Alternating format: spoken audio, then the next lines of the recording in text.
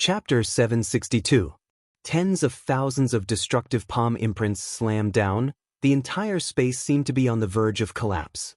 The spear in Jiang Kuang's hand slashed out as his constellation flashed.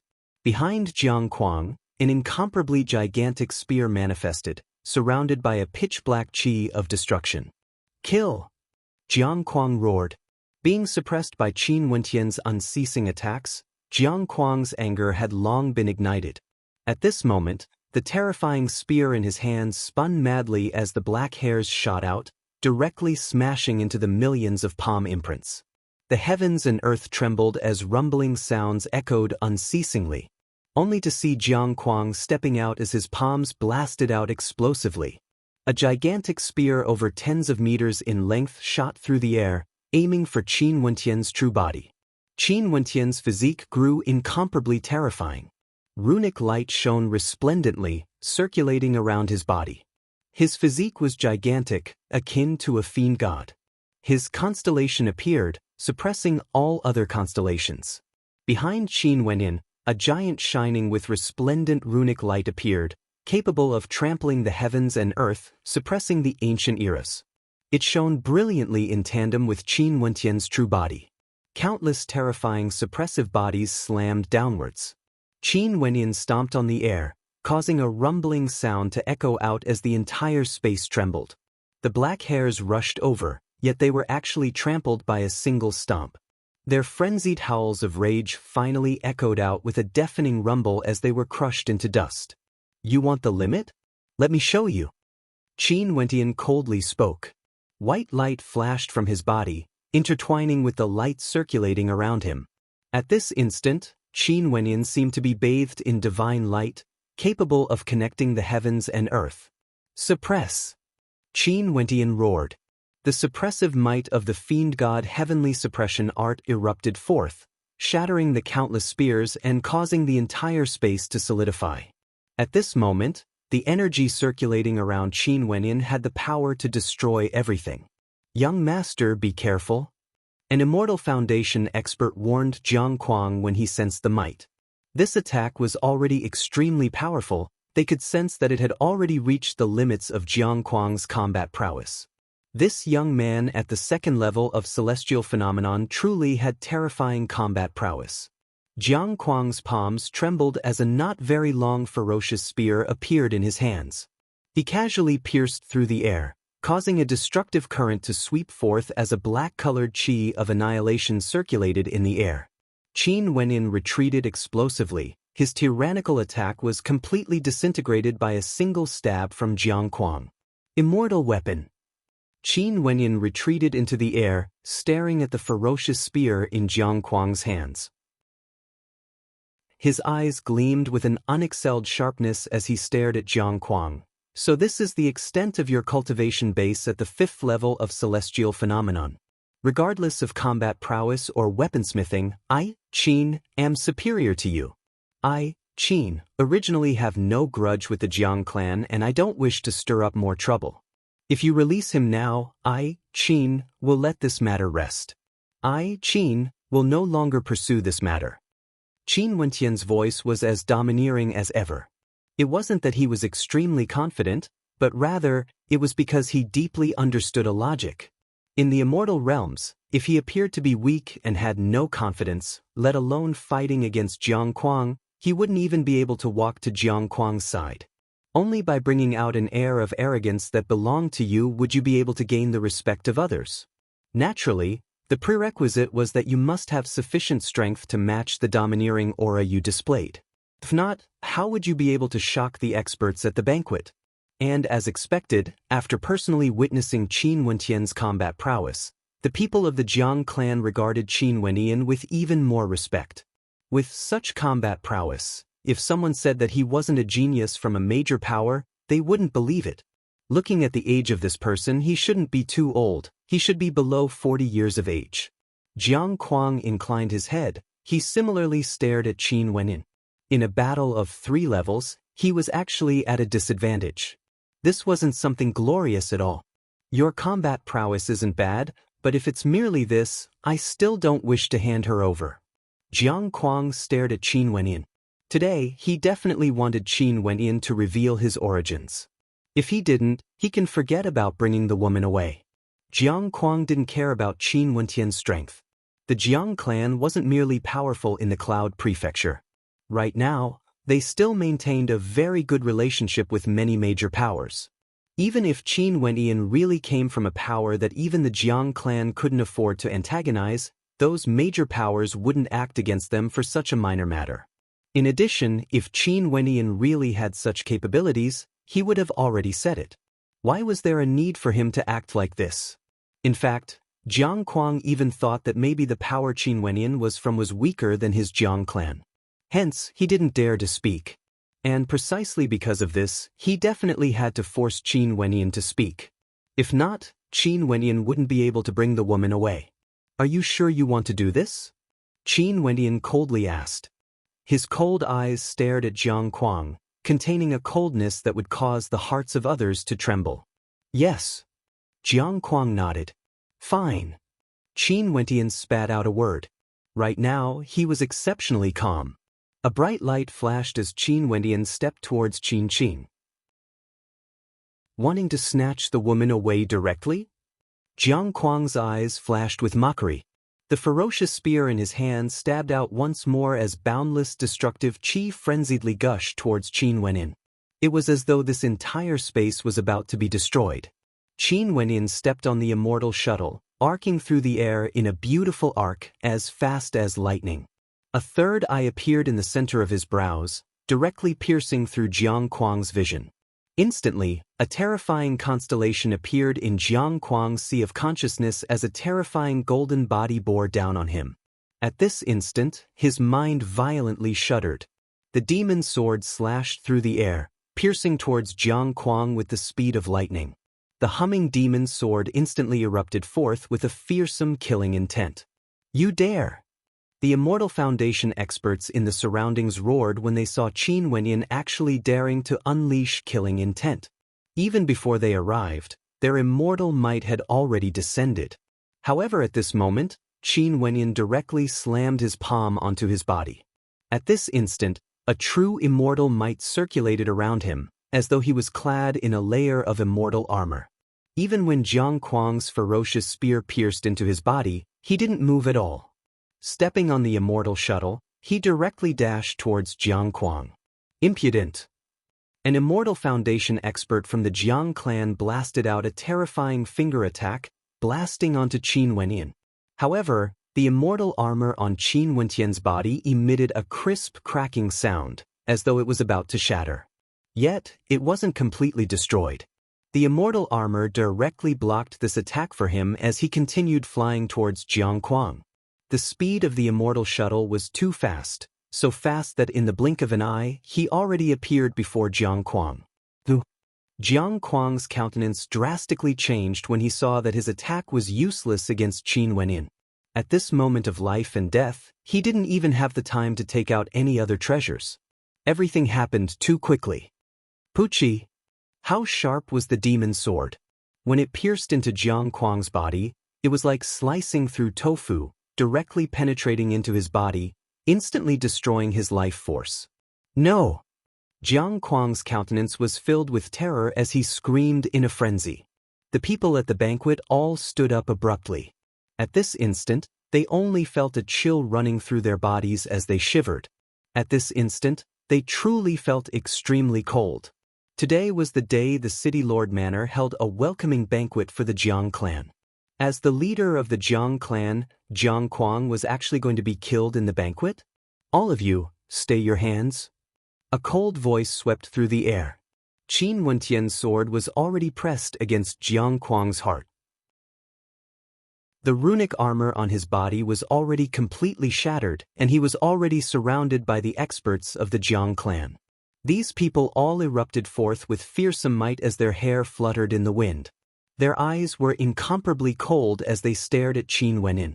They could feel their hearts pounding madly as they stared fixedly at the sword stabbed into Jiang Kuang's heart by Qin Wenyan. Release him. An Immortal Foundation expert waved his hand, causing the entire space around him to be sealed. Chi-chi. Light sounds rang out. This was the sound of the sword rubbing against flesh. Qin Wenyan grabbed onto Jiang Kuang with one hand while the sword in his other hand pierced deeper, aiming for Jiang Kuang's heart. At this moment, Jiang Kuang was already scared silly, like a wooden chicken. Never in his wildest dreams would he have imagined that this man could take his life in an instant. Not only that, he actually dared to do so. Make way. Qin Wenyan pushed Jiang Kuang's body forward. Those experts were all panting as their powerful auras fluctuated intensely. But as Qin Wenyan advanced step by step, they instinctively opened up a path. Nobody dared to obstruct him. This was a madman. He actually dared to use such a ruthless method in front of so many Immortal Foundation experts. He would definitely dare to kill Jiang Kuang. Release me and the matter earlier will be written off. Jiang Kuang only felt his heart turning cold. He was scared silly, truly scared silly. He had never seen such a ruthless person before. Qin Wenyan merely glanced at him coldly, not saying a word. This was the worst-case scenario. Before he came here, he had already made his preparations. He had many treasures left behind by the immortals of the War Immortal Palace and should be able to suppress Jiang Kuang's life in an instant. If these people of the Jiang clan didn't release Jiang Kuang, he would do the same as now, directly kill him. Qin, come over. Qin Wenyan walked to the side of Qin and spoke to him, who was still in a daze. Qin returned to her senses and directly stepped onto Qin Wentian's immortal shuttle. Those Immortal Foundation experts surrounded them once again. Sir, you can release the young master now. You can leave now. Bizizi. The immortal shuttle directly arced through the air, speeding towards a certain direction. His demon sword hummed in Jiang Kuang's body as Jiang Kuang screamed in agony. His life force was unceasingly being destroyed. Those around him were stunned. Nobody dared to block Qin Wenyan. The immortal shuttle directly arced through the air, speeding away. The experts chased after them only to see Qin Wenyan directly taking out a spatial treasure. Terrifying spatial fluctuations gushed forth as Qin Wenyan flung out his palm. With a scream of agony, Jiang Kuang's body was ruthlessly flung towards the experts of the Jiang clan. Bizizi. Spatial energy gushed forth as Qin Wenyan and Qin vanished. At the same instant, a surge of immortal might gushed forth from Jiang Kuang's body. A terrifying shadow appeared as it let out a terrifying roar of rage, causing the bodies of everyone to turn numb. This was none other than the immortal sense of Jiang Kuang's father. Earlier when Qin Wenyan attacked, it was already too late for him to react. Hence, he chose to hide and wait for an opportunity to act. However, Qin Wenyan seemed to have long discovered it. Chapter 763. Qin Wenyan had indeed discovered this strand of immortal sense. At the instant his demon sword pierced into Jiang Kuang's body, a strand of immortal might gushed forth from Jiang Kuang. He knew that Immortal Foundation experts would be able to leave a strand of immortal sense on their descendants. Bai Wuya did so, and Zhao Yuyan did the same back then. How could Qin Wenyan not be on guard?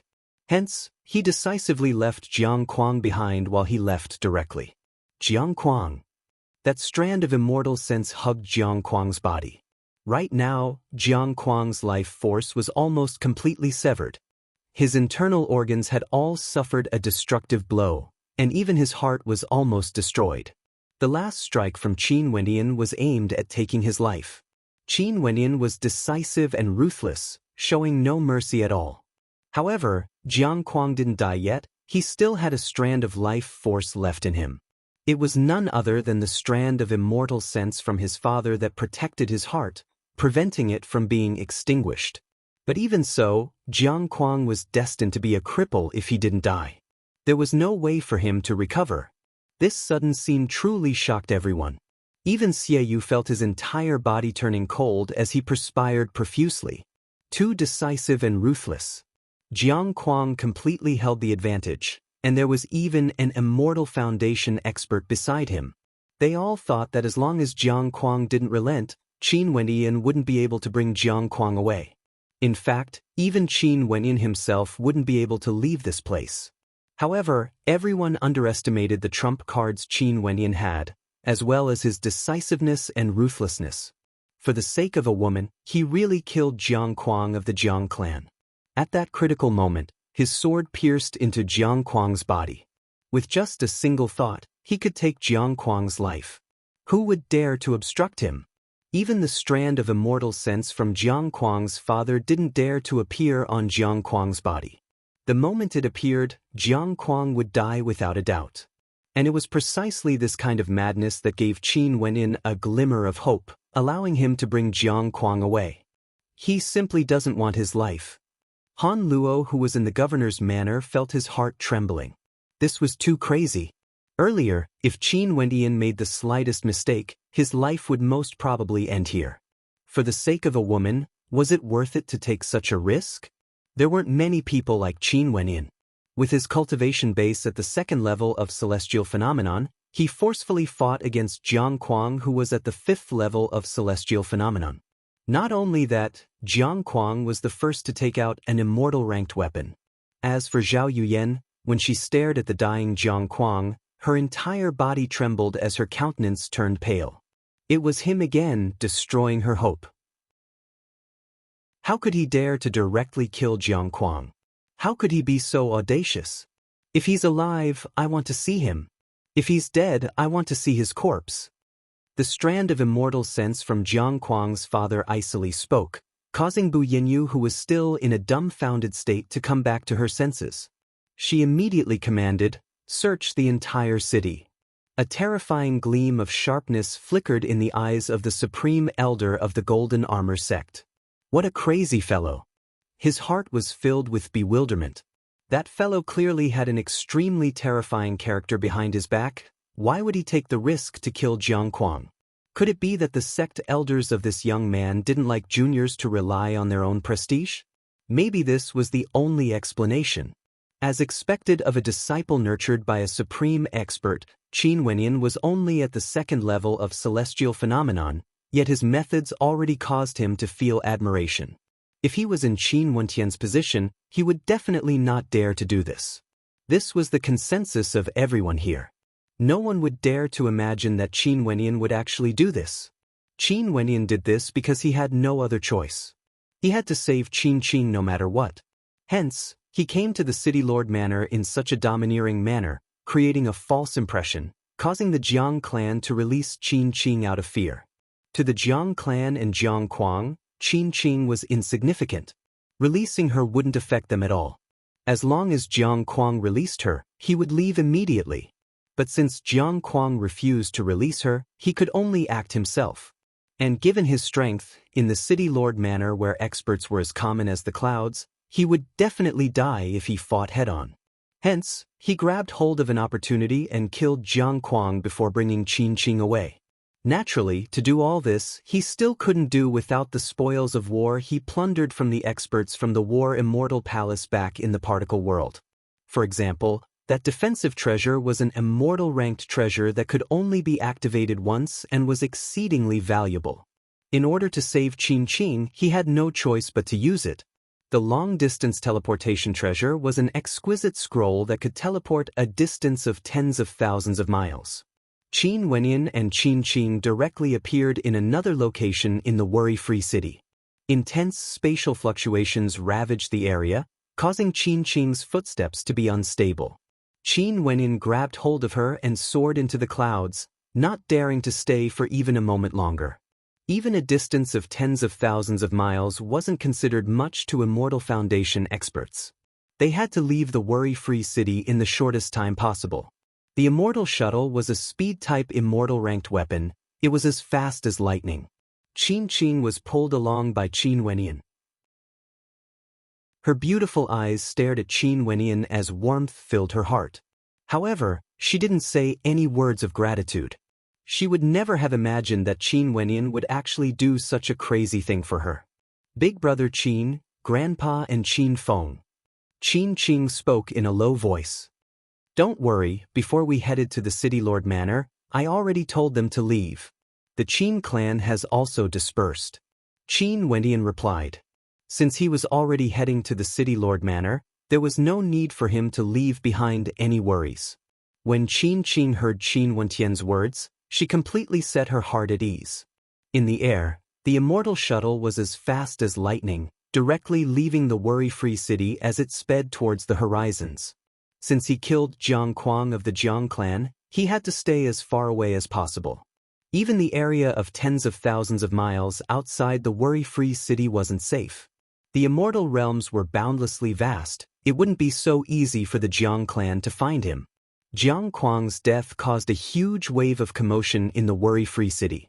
The entire city was in an uproar and the city lord manor was searching for him. Even chickens and dogs weren't able to rest in peace. The people of the worry-free city also heard that the young master of the Jiang clan, Jiang Kuang, who came to the worry-free city domineeringly and was personally welcomed by the various major powers of the worry-free city, was actually killed on the first banquet. As for whether he died or not, it was still unknown. The news was sealed, but the Jiang clan was completely enraged. The city lord manor was under immense pressure. In fact, even the Jiangling king of the worry-free city had personally come. The Jiangling country controlled many cities and the Jiangling king of a country could be said to be a feudal vassal. But now that the young master of the Jiang clan almost died in the Jiangling country, he, as the Jiangling king, couldn't rest in peace. Hence, he came to cooperate with the Jiang clan to capture Qin Wenin. Very swiftly, Qin Wentian's arrest warrant was circulated throughout the entire Jiangling country. But to Qin Wenin, he had no idea about all of this. In a mountain range tens of thousands of miles away from the worry-free city, there was a stretch of jade-green mountain peaks. On one of the ancient peaks, there were a few simple-looking rooms. Outside the rooms, there was a stretch of lush greenery, with ancient trees towering into the skies. At the edge of the cliff, 3 silhouettes could be seen. One of them was currently practicing his fist arts. It was none other than Qin Feng. The other person was sitting cross-legged, facing the cliff as he breathed in and out. This person was none other than Qin Wenin. Other than them, there was also a young girl sitting not far away, silently observing the two of them. Naturally, this was none other than Qin Qing. During this month, Qin Feng's improvement is truly swift. He's already breaking through to the 9th level of Yuanfu and has even comprehended a mandate. Big Brother Qin's comprehension of the martial Tao is truly profound. No wonder he's so powerful. Qin Qing felt joy in her heart when she saw Qin Feng's improvement. If only her big brother Qin could stay by their side forever. In that case, he could continue to teach Qin Feng and she could cook food for him to eat. Qin Qing, why are you in a daze? Qin Mu walked over and sat beside Qin Qing. I'm thinking how good it would be if Big Brother Qin could stay here forever. We are truly fortunate to be able to meet Big Brother Qin. Qin Qing held her head in her hands as she smiled. Yeah, we are indeed very fortunate. Qin Mu nodded. If it wasn't for Qin Wenin, their entire family would have been finished. However, although Qin Feng is your Big Brother Qin's disciple, it's unavoidable for us to be separated. Qin Qing, don't be too sad when the time comes. Your Big Brother Qin needs to pursue his own future. At that time, we will roam the 4 directions, the further the better. Let's see if we can leave this boundless Jiangling country, or even the Cloud Prefecture. Qin Mu spoke to Qin Qing, his words causing Qin Qing's countenance to turn dim. That's right, Big Brother Qin had his own path to walk. How could he stay with them forever? Big Brother Qin has already done so much for them, he even risked his life to save her. Qin Qing nodded. At this moment, Qin Wenin, who was sitting at the edge of the cliff, emitted waves of his aura, as though a mysterious intent was faintly discernible. Qin Mu's eyes flashed with sharpness as he stared at Qin Wenin. Qin Wentian's entire body circulated with resplendent astral light as a mysterious energy radiating outwards in all directions. There seemed to be several different types of energy, extremely mystical. Your Big Brother Qin's cultivation base seems to have broken through. Seems like he's about to step into the 3rd level of celestial phenomenon. Qin Mu mumbled. At this moment, Qin Wenin drew in a deep breath, as though he wanted to absorb the spiritual qi of heaven and earth into his body. His eyes opened as he felt a sense of refreshment. Master, you've woken up. Qin Feng ran over in joy when he saw Qin Wenin standing up. After that, he immediately pestered Qin Wenin, asking him about the problems he had in his cultivation. Qin Wendian answered them one by one, allowing Qin Wendian to comprehend them himself. After that, he tossed Qin Feng to the side and walked towards Qin Mu, smiling as he asked, "Old man, what are your plans for the future?" Roaming the four directions, it's impossible for us to return to the worry-free city. We will do our best to leave the Jiangling country, but I don't know how long it would take. Qin Mu smiled. It's good that old man has his own plans. As for Qin Feng and Qin Qing, I'll have to trouble you to take care of them in the future. Qin Wendian spoke. We're leaving? Qin Mu started. It's about time. We can't stay in the mountain range forever, right? Qin Wendian smiled. Master. Qin Feng ran over. Qin Qing glanced at Qin Wendian before lowering her head. However, Qin Mu was extremely calm. He patted Qin Wendian on his shoulder and spoke. That's fine as well, us grandparents and grandchildren will drink a few cups with you. Consider it as a farewell gift for you. Qin Wendian nodded his head. The four of them sat in a circle and picked up their wine cups, starting to drink. Even that last Qin Qing didn't say anything, she only drank her wine. The four of them didn't bring up any sad topics, and only minded their own business. As they chatted, the sun had already set. Qin Feng and Qin Qing had also fallen asleep on the grass. Qin Wendian glanced at the two of them as he smiled and nodded his head to Qin Mu. After which, his silhouette flickered as he disappeared under the moonlight. After Qin Wendian left, the eyes of Qin Feng and Qin Qing, who were sleeping quietly, glistened with tears. Chapter 764. The worry-free city alone was already extremely vast. Let alone the entire Jiangling country, there were countless cities and even more outside the cities. It was unknown how many transcendent powers there were. As for the Cloud Prefecture, even if an immortal foundation expert wanted to venture out, it would be extremely difficult. From this, one could very well imagine how vast the Cloud Prefecture was. In a certain wilderness of the Jiangling country, a young man sat on a demonic beast, flying through the air at a speed that was neither fast nor slow. This young man sat cross-legged with his eyes closed, as though he was cultivating on the back of the demonic beast. As for the demonic beast, it was a pure white one. Its entire body was covered in fur and it looked extremely adorable. So sleepy. The demonic beast spoke in a human voice as it stretched its front paws, appearing extremely comical. Qin Wendian rolled his eyes and directly rapped Little Rascal's head. He spoke in a depressed tone, "You little rascal, you slept for an eternity. I still need to borrow the power of an immortal treasure to keep you by my side. You just woke up not too long ago and you're already feeling sleepy again? It's because I slept for too long that I don't have any energy left. Little Rascal slept for several hundred days and finally woke up a few days ago." Right now, his speech was much more fluent than before. Although his voice still sounded a little childish, at the very least, he was able to express the meaning he wanted to convey in a single breath. Also, don't call me Little Rascal in the future. This name is too lousy. Little Rascal inclined his head as he spoke. What should I call you then? Qin Wendian asked. Let this Bao Bao think. What do you think of me as a primordial beast king? Little Rascal's eyes brightened. Qin Wendian slapped Little Rascal. Did this Little Rascal think he was a primordial beast king? AI, this Bao Bao has already awakened the memories of a divine beast. I'm indeed a descendant of a primordial beast king. How can you treat me like this? Little Rascal sighed as he stared at the sky, feeling a little lonely. You've learned a lot after waking up, but only in the field of bragging. Qin Wendian continued to roll his eyes. This Bao Bao can't be bothered to argue with you. I'm so sleepy. Little Rascal's eyes were about to close, but at this moment he saw a few silhouettes flying over from afar. One of them was a beautiful woman dressed in revealing clothing. Her snow-white skin was clearly visible, and her cleavage was faintly discernible. So beautiful! Little Rascal's sleepiness instantly vanished. With a flicker of his silhouette, he brought Qin Wendian along as he dashed over. His body shrunk as he directly leapt into the embrace of the woman. Qin Wendian felt an impulse to cough up blood.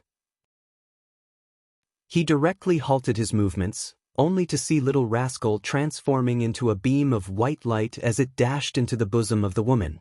"Sister, you're so beautiful." Little Rascal's baby-like voice rang out.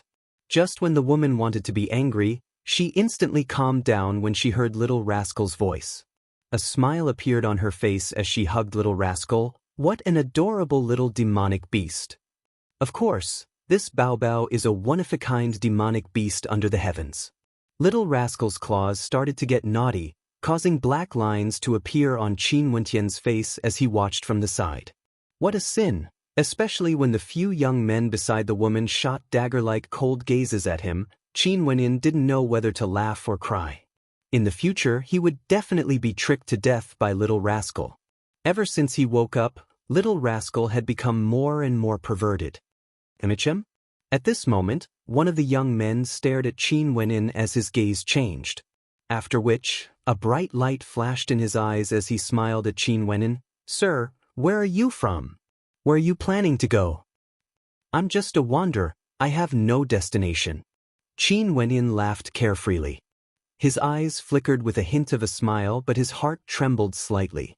Earlier, what did that look in his eyes mean? Wandering the immortal realms is extremely dangerous. The few of us are from the same sect and are currently preparing to head to the Drifts Now city of the Jiangling country. "Sir, since you are roaming the immortal realms, why don't we travel together? At the very least, we can take care of each other. How about it?" That young man smiled, as though he had a favorable impression of Qin Wendian. Just when Qin Wendian wanted to reject, Little Rascal interjected. Qin Wendian glared fiercely at Little Rascal. At this moment, the eyes of the woman turned to Qin Wendian as she smiled. "My name is Ling. How about we travel together? Just agree to this, beautiful sister." Little Rascal instigated. Qin Wendian helplessly nodded his head. "Sure. But why are you guys heading to the Drifts Now city?" "Sir, you don't know?" Lung Yi curiously stared at Qin Wendian. She smiled. "The immortal spirit of the Drifts Now city has manifested. Since a year ago, the people of the Cloud Prefecture have all been rushing towards the Drifts Now city of our Jiangling country. Sir, have you been staying out in the wilderness and rarely interacted with others?" "That's true. Recently, I've been cultivating in the wilderness." Qin Wendian nodded. "However, what does the immortal spirit of the Drifts Now city mean?" "Sir, you will know when you get there.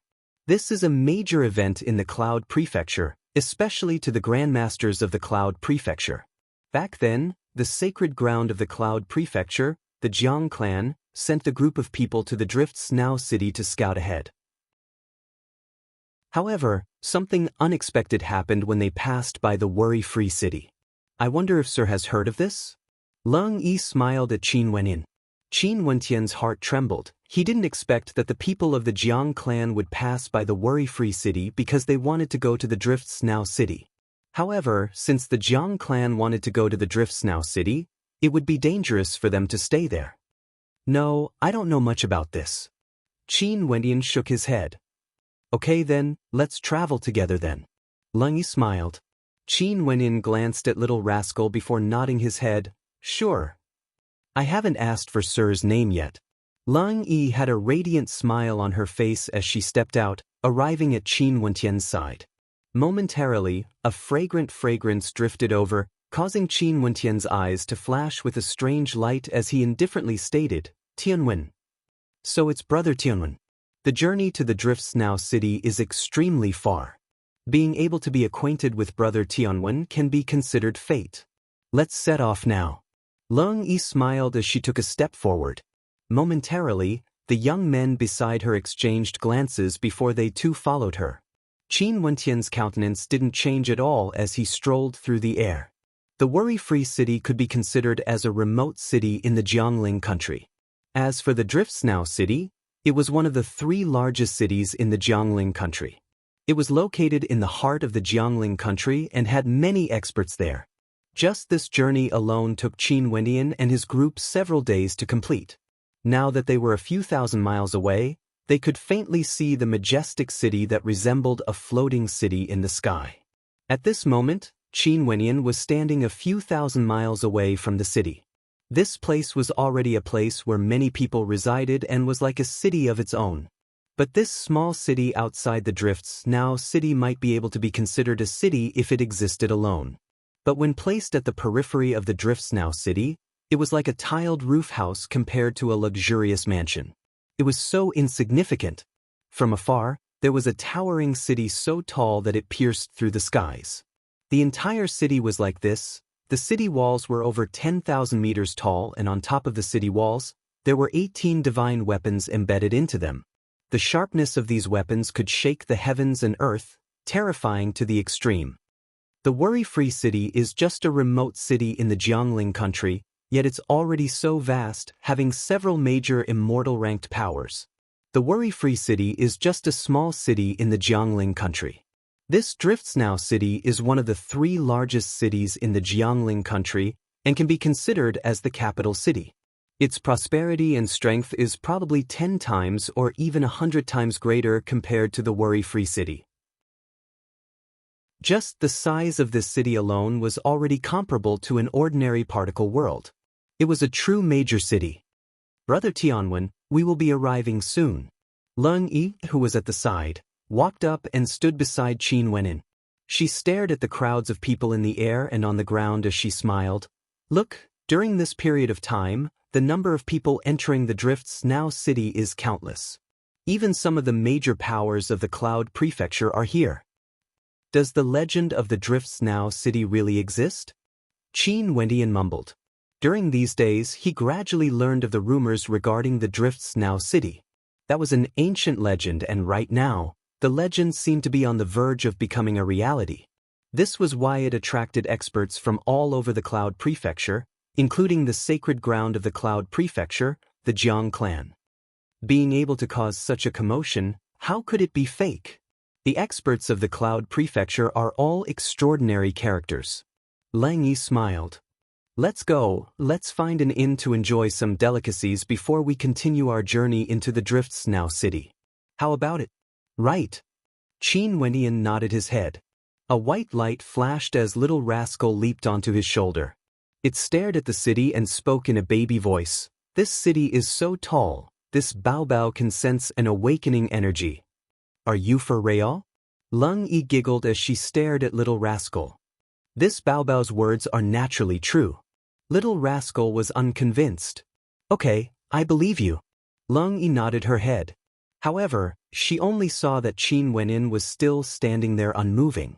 She involuntarily turned her head and asked, Ting, let's go. It's fine. Since we've already arrived at the Drifts Now city, let's part ways here. Qin Wenyan emotionlessly spoke. After which, he directly brought Little Rascal in another direction, heading towards the Drifts Now city. This scene caused Leng Yi to frown as her beautiful eyes abruptly flickered with a cold light. Wait a minute. At this moment, Leng Yi spoke. There was no longer any warmth in her voice, it was filled with coldness. Qin Wenyan turned his gaze over, staring at Leng Yi. Is there anything? Your name isn't Tianwen, it should be Qin Wenyan.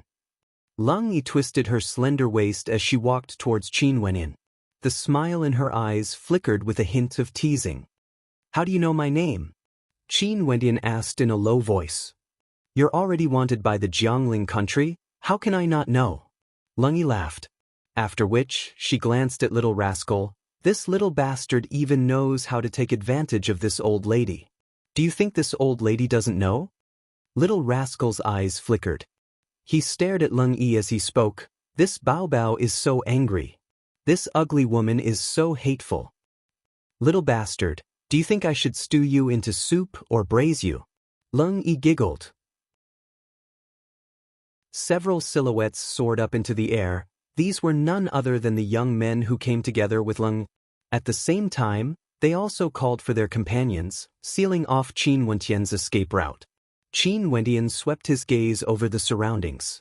The first time he met Leng Yi, he already felt that this woman had a motive and was always on guard against her. He didn't expect that it was because he was wanted by the entire Jiangling country. Seems like he had to change his identity and enter the Drifts Now city. Chapter 765. Qin Wentian's gaze returned to Leng Yi as he calmly spoke. Make way. I lured you to the Drifts Now city along the way, and now that we are about to arrive, you suddenly want to leave? Your vigilance is truly strong. But now, do you think you can still leave? Numerous gigantic flower petals appeared behind Leng Yi, exuding a unique fragrance that caused one to feel a sense of slumber. What benefits is there for the Jiangling country to place a bounty on me? Qin Wentian asked. Your value isn't low. Regardless of whether you are captured alive or dead, as long as we can get our hands on you, you would be able to obtain 3 immortal ranked weapons. Leng Yi spoke. Qin Wentian's eyes narrowed as a cold light gleamed within. How extravagant was the Jiangling country? They actually paid such a hefty price to capture him. Most probably, they wanted to curry favor with the Jiang clan of the Cloud Prefecture. After all, he didn't have any grudges with the Jiangling king. In the eyes of the Jiangling king, capturing Qin Wentian alone would allow him to curry favor with the Jiang clan. Why not? Let's hurry up and kill him directly. If we continue to stay here, we would easily attract the attention of others. At that time, there would be nothing left for us to do. A young man coldly spoke. A terrifying saber light radiated from him as his eyes gleamed with a cold, silver light. Let's do it. Leng Yi nodded her head. Momentarily, the experts of the Jiangling country surrounded them. Evidently, they didn't want to cause too much of a commotion. This place was already so close to the Drifts Now city, and they were worried that there would be others who recognized Qin Wentian. In that case, if an expert stronger than them appeared, even if they managed to kill Qin Wentian, they wouldn't be able to bring his corpse away. Hence, they had to take Qin Wentian's life before it attracted attention. Leng initially intended to lure Qin Wentian to the Jiangling king's manor alive. Sadly, Qin Wentian's wariness was too high and he was prepared to leave by himself. In that case, she could only act. Didn't the warrant tell you that with your strength, you're just going to die? Qin Wentian swept his gaze over everyone as the aura of a 3rd-level ascendant instantly gushed forth. His constellation shone resplendently in the sky, and in just an instant, a tempest of sword chi manifested. The sword slaughter constellation enveloped this entire space, and that terrifying sword might cause those surrounding Qin Wentian to feel fear in their hearts. First defend, then attack. Leng Yi spoke. With regards to Qin Wentian's actual strength, she truly didn't know. Back then, she only heard that Qin Wentian sneak attacked and heavily injured the young master of the Jiang clan, Jiang Quang, but didn't explain the exact situation. If news of this leaked out, wouldn't it be a slap to the face of the Jiang clan? Hence, the wanted poster didn't reveal too much information. Everyone released their constellations, but at this moment, the sword slaughter constellation manifested a boundless sword light. Qin Wentian abruptly manifested numerous silhouettes as he grabbed out with his palms. In an instant, countless terrifying palm imprints blasted towards each and every one of them. The palm imprints shone with resplendent runic light, as well as a fearsome sword talisman. Leng Yi was only one of those being attacked. When she saw the suppressive sword might gushing over, her countenance instantly changed as she retreated with explosive speed. Wasn't Qin Wentian's cultivation base only at the 2nd level of celestial phenomenon? Why was he able to erupt forth with such overwhelming might? However, that terrifying palm imprint was still expanding unceasingly. The sword talisman flickered, directly locking down the entire space as it slammed down towards Leng Yi. Leng Yi screamed, "Brother Qin, please show mercy." How could Qin Wentian care about her? That terrifying palm imprint slammed down, crushing onto Leng Yi's body, directly killing her. He didn't have the slightest bit of tenderness for the fairer sex. This maiden's schemes were extremely deep, and her personality was extremely vicious. How could Qin Wentian show mercy? Not only for Leng Yi, at this instant, several silhouettes of Qin Wentian appeared. The experts surrounding him all suffered tyrannical attacks as rumbling sounds rang out unceasingly. The cultivation bases of these people were all between the 2nd level of celestial phenomenon to the 5th level of celestial phenomenon. Without exception, all of them were directly slapped to death by Qin Wentian's palm imprint. After Qin Wentian absorbed the Sky Demon Oracle Bone, his fiend god body refinement art gradually took form. Just his fleshly body alone was already extremely tyrannical. With the fiend god heavenly suppression art, in addition to his own tyrannical attacks, as well as his comprehension of innate techniques, although he was only at the 3rd level of celestial phenomenon, his combat prowess had already reached a terrifying level. At the very least, ordinary 5th level celestial phenomenon ascendants could be slain with a single palm strike. The commotion here instantly attracted the attention of the people below. They inclined their heads and stared at the young man in the air, silently musing at how terrifying this man's combat prowess was. He was simply invincible, directly killing those who were surrounding him with a single strike. However, at this moment, Qin Wenyan directly departed, moving in the direction of the Drifts Now city. Before this, he had already sensed Leng Yi's intentions towards him. It was just that he didn't know that the Jiangling country had issued a bounty for him. As to why he didn't mind following Leng Yi, it was because given Qin Wentian's strength, he didn't care about Leng Yi at all. If Leng Yi dared to have any ill intentions towards him, he could easily capture her or even kill her.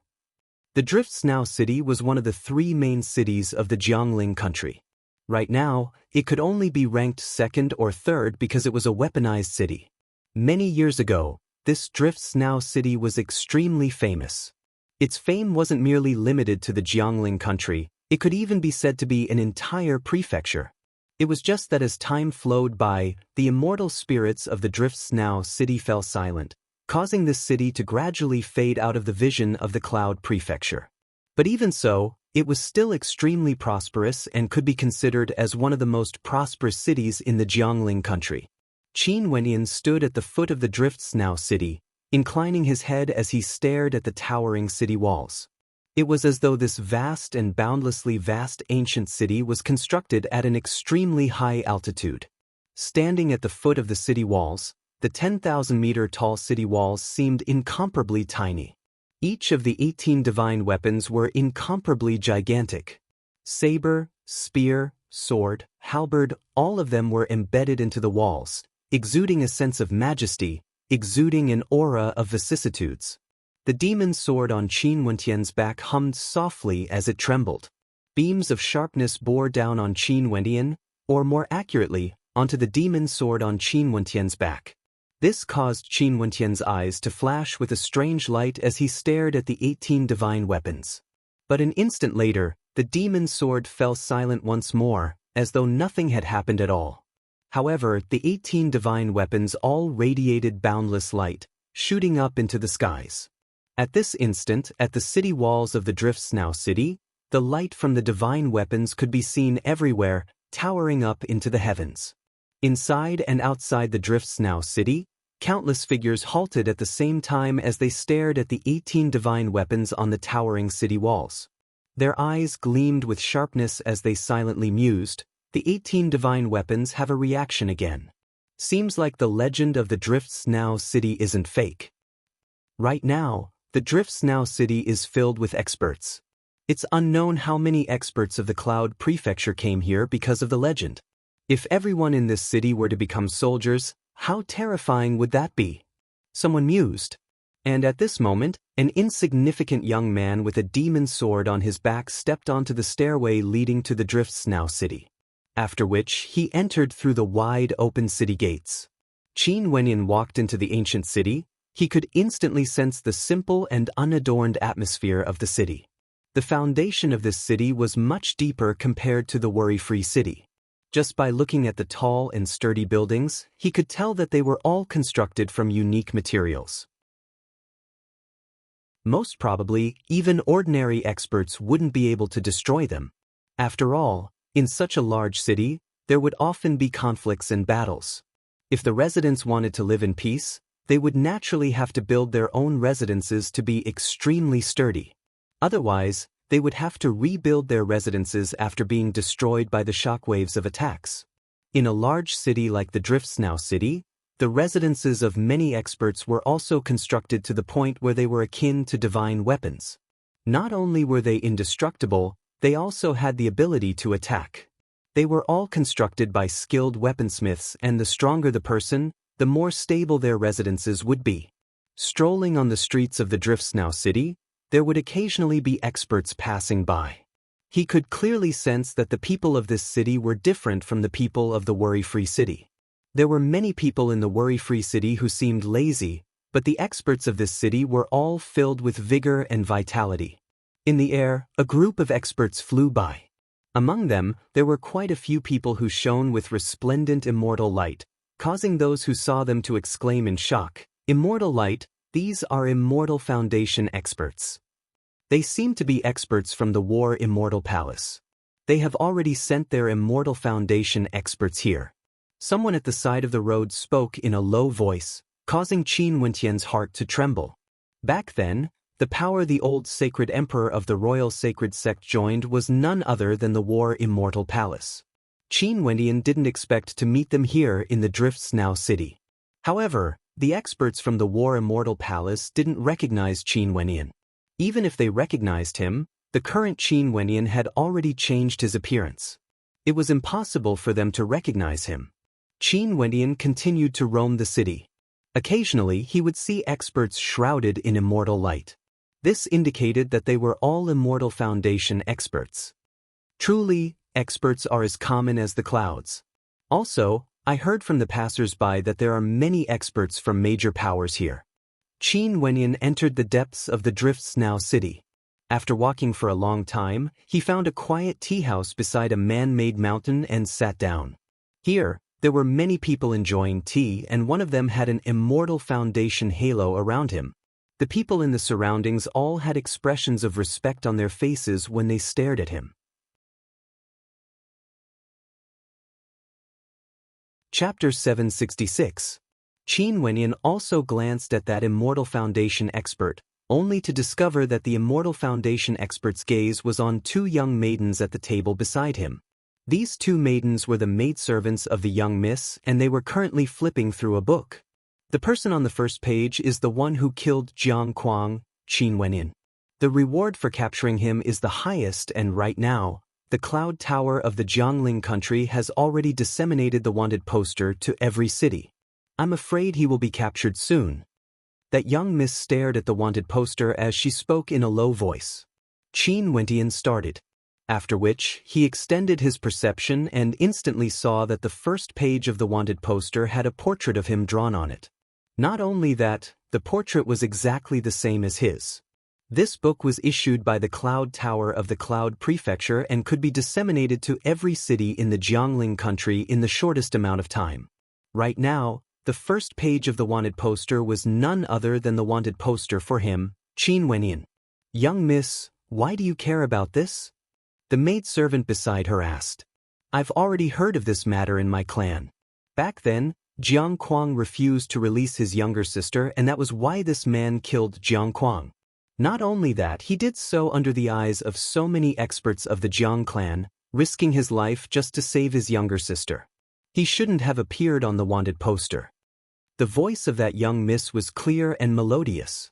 The maidservant beside her hurriedly made a shushing gesture as she spoke in a low voice. "Young miss, this is an order personally issued by the Jiangling king. Also, there are too many people in the Driftsnow city. It's best not to speak of such things recklessly." That Immortal Foundation expert also took a step forward when he heard this. He then spoke to the young miss. "Young miss, it's best not to discuss the matters of the Jiangling king." The young miss was stunned for a moment before she nodded her head lightly. "Young miss, let's go." That Immortal Foundation expert spoke again. The young miss nodded and stood up together with the maidservant beside her as they turned and left the inn. Qin Wentian naturally heard the words of that Immortal Foundation expert.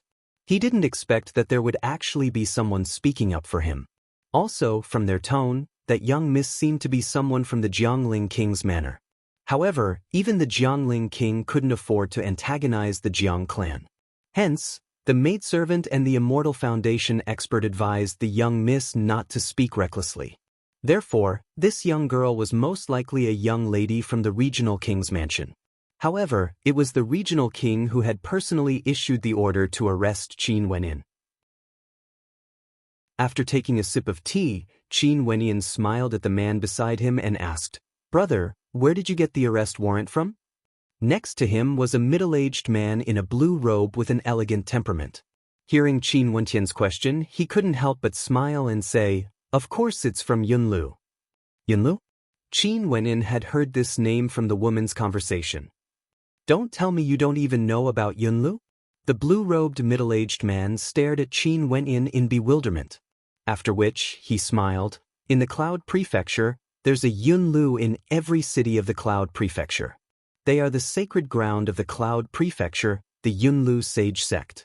Through the Yunlu, the orders of the Yunlu Sage Sect can be transmitted to the entire Cloud Prefecture in the shortest amount of time. At the same time, there are a total of 81 countries in the Cloud Prefecture, and each country would have disciples from the Yunlu Sage Sect stationed there. They have a close relationship with the Jiangling King, and if the Jiangling King has any orders, the most effective method would be through the Yunlu Sage Sect. The arrest warrant has always been issued from the Yunlu. For those who are wanted by the Yunlu Sage Sect, it's very difficult for them to find a place to hide. The blue-robed middle-aged man smiled as he explained. Qin Wentian nodded. From this, it seems like the Yunlu Sage Sect should be a transcendent power in the Cloud Prefecture, possessing a terrifying authority to speak. Since the Yunlu Sage Sect was able to have such power and was located in the Eastern Sage 13 prefectures, it most probably had a deep connection with the Dongxing Heaven Emperor. Many thanks, brother, for informing me. Qin Wentian smiled and clasped his hands. Just a small matter, everyone in the Drifts Now city knows about this. The blue-robed middle-aged man casually waved his hands and continued sipping on his tea. Qin Wentian sat in the tea house for a moment before he stood up and departed. He directly soared into the air, speeding through the airspace of the Drifts Now city. Qin Wentian increased his speed and sped through the airspace of the Drifts Now city. He encountered even more experts, truly hidden dragons and crouching tigers.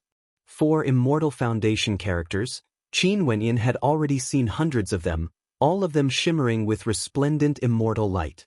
Just by walking on the streets, one would be able to recognize them with a single glance. After a long time, Qin Wentian saw a vast public square before him. There were many experts gathered there, all of them surrounding an incomparably resplendent ancient bell. This ancient bell was over 1,000 zhang in height and was incomparably terrifying. Bell chimes lingered in the air as runic light filled the sky, illuminating the entire world. On the vast earth, there were many runic lights shooting down. Tens of thousands of runic inscriptions landed on the ground, exuding a profound and unfathomable aura. Is this a divine weapon? Qin Wentian's heart trembled as he felt shock in his heart. This was the first time he saw such a gigantic divine weapon. It was even larger than the demon sword and was so resplendent. As for the many figures surrounding the ancient bell, they were all walking on the ground, as though they were seeking a connection with the ancient bell. Through the resplendent runic inscriptions, they were able to form a connection with the ancient bell. However, nobody had succeeded yet. Not far away, numerous figures surrounded by immortal light stood in the air, observing everything. Among them, there were experts from the Jiang clan, as well as experts from the War Immortal Palace. Naturally, there were also major powers from the Drifts Now city as well as the Jiangling country. All of them seemed to be extremely interested in this ancient bell. This ancient bell is extremely mysterious. If I want to form a connection with it, I'm afraid I have to link these runic inscriptions together, causing the ancient bell to ring. Qin Wentian mused. After which, he stepped out and an instant later, stood below the ancient bell. Inclining his head, he stared at the incomparably gigantic ancient bell in the air, feeling that it was incomparably mysterious. Each and every runic inscription has its own unique pattern. These intersecting runic inscriptions can form a mystical runic formation, causing the bell to resonate. Qin Wentian had spent a period of time comprehending the Heavenly Talisman treasured tome in the Heavenly Talisman Palace. During that period of time, his comprehension of runic inscriptions improved immensely. Only to see that at this moment, a person beside Qin Wentian heard Qin Wentian's voice. He turned his head and glanced at Qin Wentian as a look of disdain flashed in his eyes. You understand runic inscriptions? Qin Wentian stared at the other party. This young man exuded an extraordinary aura. His forehead was plump and his long hair draped over his shoulders. His eyes gleamed with a golden light, exuding a sense of sharpness. His eyes seemed to contain a powerful penetrative power, and when he stared at Qin Wenin, a faint sense of pressure could be felt. "I know a little," Qin Wendian replied. However, a mocking smile appeared on the lips of the young man, as though he was mocking Qin Wenin for boasting shamelessly. The Tao of runic inscriptions is the true great Tao. Runic inscriptions represent the laws of the heavens and earth. If I'm not wrong, your cultivation base should only be at the 3rd level of celestial phenomenon. You actually dare to say that you know a little about it? The young man calmly spoke. He was originally a disciple of one of the major powers of the Jiangling country, the Purple Flame sect. The Purple Flame sect was proficient in fire and weaponsmithing. Their disciples all had extremely high attainments in weaponsmithing. He isn't the only one who dares to boast shamelessly. Among the people here, there are many who don't even know what runic inscriptions are. Yet, aren't all of them speaking with fervor and assurance? Beside the young man, there was a young woman around the age of 25 or 26. Her eyes were long and narrow, exuding an unkind intent. Her mouth was very sharp, and although she looked pretty good, it didn't look harmonious at all. "Huh, you guys should be from the Purple Flame sect, right? The 9 ancient bells of the Driftsnow city all contain a marvelous energy within. Only an extremely rare few can sound them. The fame of the Purple Flame sect has already spread far and wide in the Jiangling country. There aren't many who can match up to them in terms of weaponsmithing. Today, I truly want to see if you guys can make this ancient bell chime." Someone at the side laughed uproariously. The 2 experts from the Purple Flame sect glanced over as they spoke. "Disciples from the 9 Cold Peak of the Driftsnow city, you guys have resided in the Driftsnow city for a long period of time and should be very familiar with this ancient bell, right? Are you able to sound it? The ancient bell has a spirit. Its transformations are unfathomable. The runic inscriptions on it are constantly changing. How could there be any pattern to it? No matter how familiar you are with it, it's still the same. It still depends on your attainments." The disciple from the 9 Cold Peak emotionlessly replied. "I've long wanted to see the 9 Immortality Bell for myself. Today is a good chance." At this moment, a group of silhouettes descended from the air, walking to the side of the ancient bell. They were none other than experts from the Jiang clan. 9 Immortality Bell, don't ask immortals." Another voice drifted over. Not far away, a group of experts stood beside the experts from the Jiang clan. They were none other than experts from the Jiangling King Manor. One of them spoke. "I'm sure everyone has long heard of the rumors regarding the 9 Immortality Bell. Now that the immortal spirit has manifested, this is an opportunity that only appears once every 1,000 years.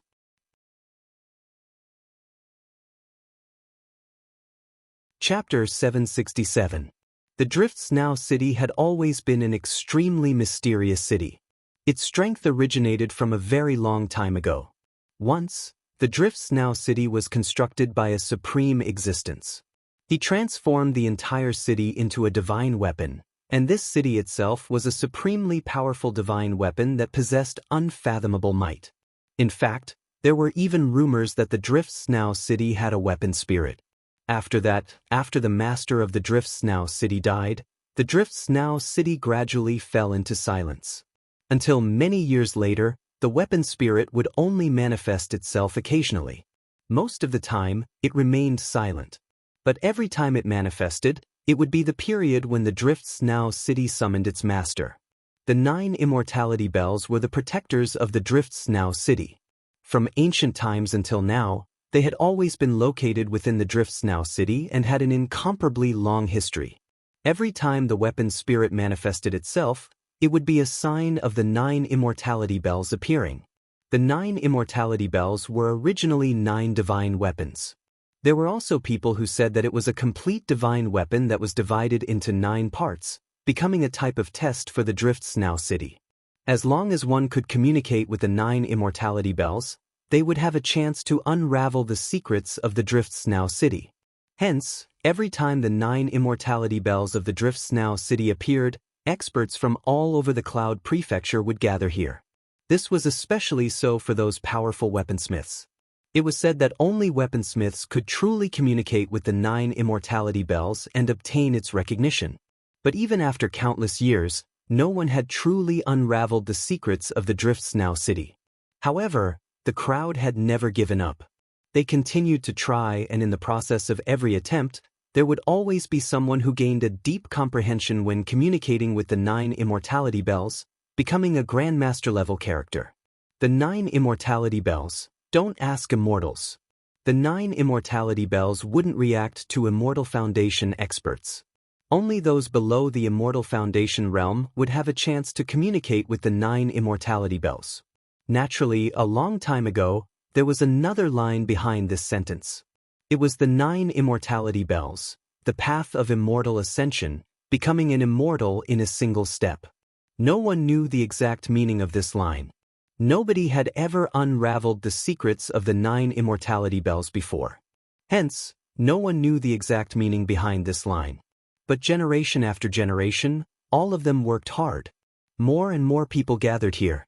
Other than the experts from the Jiang clan, the Purple Flame sect, 9 Cold Peak and other major powers, there were even experts from the other major powers of the Cloud Prefecture. As for the people of the Drifts Now city, they were all paying close attention to the 9 immortality bells. Countless people gathered in this area, their gazes never once left the bells. It said that every time the 9 immortality bells manifested, there would always be geniuses who were able to communicate with the bells, gaining a deep level of comprehension and undergoing a transformation. It was unknown which outstanding characters would appear this time around. That man is Jiang Yen from the Jiang clan, a genius weaponsmith of the younger generation. Not only that, his combat prowess is also extremely high. Right now, he's only in his 50s and has already broken through to the 8th level of celestial phenomenon. He's one of the elites among the younger generations of the Jiang clan, with outstanding talent. This time around, among those from the Jiang clan, Jiang Yen is one of them. From afar, there was someone who paid close attention to the situation here.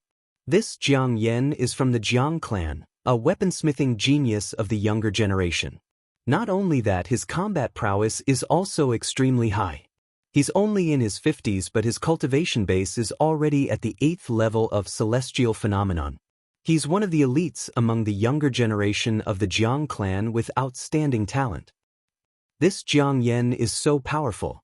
Not long after he stepped into the vicinity of the 9 immortality bells, runic light started to revolve around him.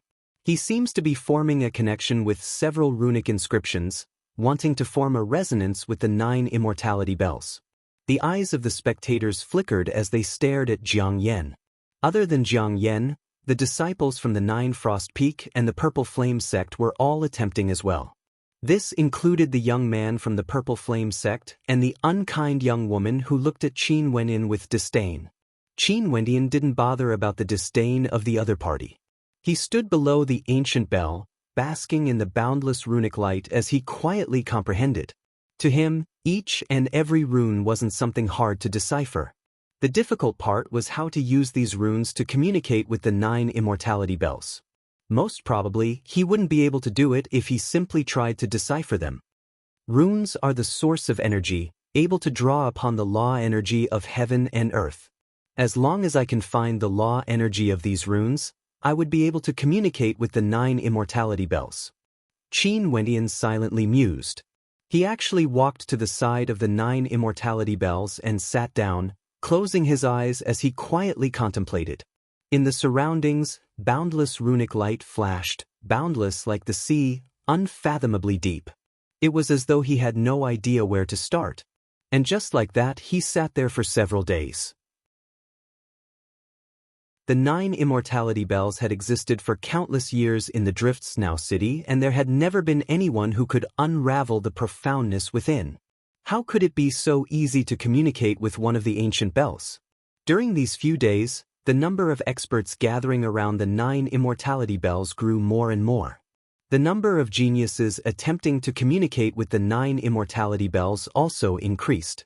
With a single glance, there were already tens of thousands of people. However, in the face of this terrifying ancient bell, even 10 million people didn't seem like a lot.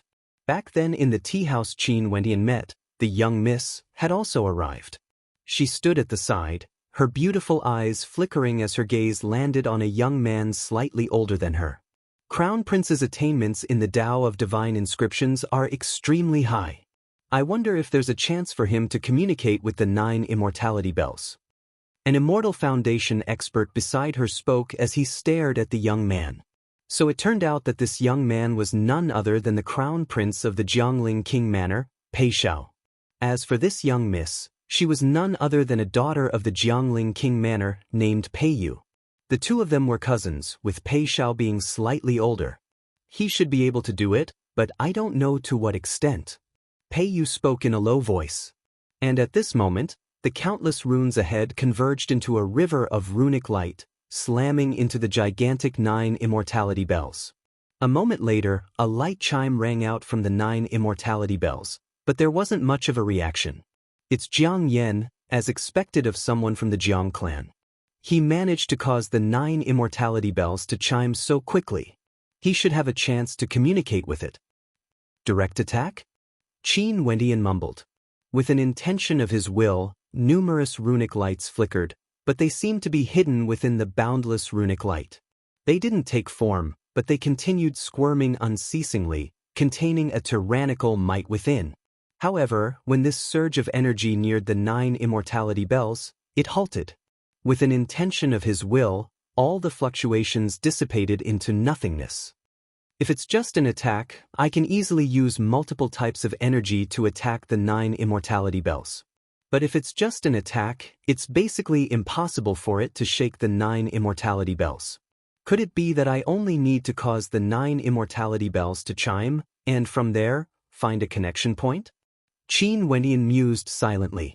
His eyes were still closed as the boundless runic light cascaded downwards, enveloping his entire body. These runic lights seemed to be a part of the 9 immortality bells. There should be a type of law energy that can allow humans and divine inscriptions to resonate. Qin Wendian silently mused. Runic inscriptions were able to activate law energy. What he needed to do was to find out where this type of energy came from. However, this seemed to be extremely difficult. For the next few days, more and more experts tried to cause the 9 immortality bell to chime. However, they still chose to stay and didn't leave, continuing to attempt. Right now, they could only sense a faint trace of the 9 immortality bell's immortal spirit. The Crown Prince has succeeded. Although he has no way to completely communicate with the 9 immortality bells, as long as he can cause the bell to resonate with him, the 9 immortality bells would pay attention to him. As long as the Crown Prince can forge a powerful divine weapon, he would still have a chance to gain the recognition of the 9 immortality bells. Many experts from the King Manor gathered together as they discussed the current situation. At this moment, a tyrannical energy frenziedly squirmed, transforming into a ferocious beast that coiled around the 9 immortality bells. After which, rumbling sounds rang out unceasingly, exuding a majestic aura. Awesome, as expected of a genius of the Jiang clan. An expert from the King Manor praised as he stared at the experts from the Jiang clan. Jiang Yan was truly very powerful. He was at the forefront of the 10 million participants. If there was someone who could communicate with the 9 immortality bells, that person would definitely be him, Jiang Yan. Boom! Another series of chimes rang out. However, the commotion caused by this chime was much smaller compared to Jiang Yan. However, it still caused the disciple from the Purple Flame sect who had disdain for Qin Wendian to have a complacent expression on his face. He could sense a pair of formless eyes staring at him. That must be the immortal spirit of the 9 immortality bells. I still need to work harder. That person clenched his fists tightly, feeling somewhat agitated as he continued his attempts. His gaze inadvertently glanced at Qin Wendian, who was sitting not far away from him. This fellow was truly too senseless, sitting there from the start. What a waste of time. Boom, boom, boom. At this moment, an incomparably loud chime reverberated through the heavens and earth. In the air, The reverberations of the chimes rang out unceasingly, ringing into the ears of the crowd. Not here. The gazes of the crowd abruptly froze as they stared into the horizons. There were a total of 9 immortality bells, and the one here was only one of them. Not only were there experts attempting to communicate with the 9 immortality bells, there were also geniuses from other locations attempting to do so as well. Boom, boom. The chimes continued reverberating through the air. After which, a voice boomed out. Jiang Yan, seems like you can't do it. It's been so long but I can't hear any sounds coming from your side. This voice penetrated through the clouds, containing an intense provocation within. Jiang Yan inclined his head, his eyes gleaming with sharpness. Who is it? He actually dares to provoke the genius of the Jiang clan, Jiang Yan? A puzzled expression appeared on the faces of those in the crowd. Sharon. Jiang Yan's eyes gleamed with sharpness as he spoke, his words causing the hearts of many to tremble. This was especially so for those from the Jiangqing manor. Their countenances all turned sharp. Sharon was an extremely legendary young genius. In the world of weaponsmithing, he could be considered a legendary character of the younger generation and was extremely powerful. He came from another supreme sacred ground of the Cloud Prefecture, the Wondergate Immortal Manor. This power had nurtured many outstanding divine inscriptionists, slowly eroding the influence and status of the Jiang clan in the Cloud Prefecture.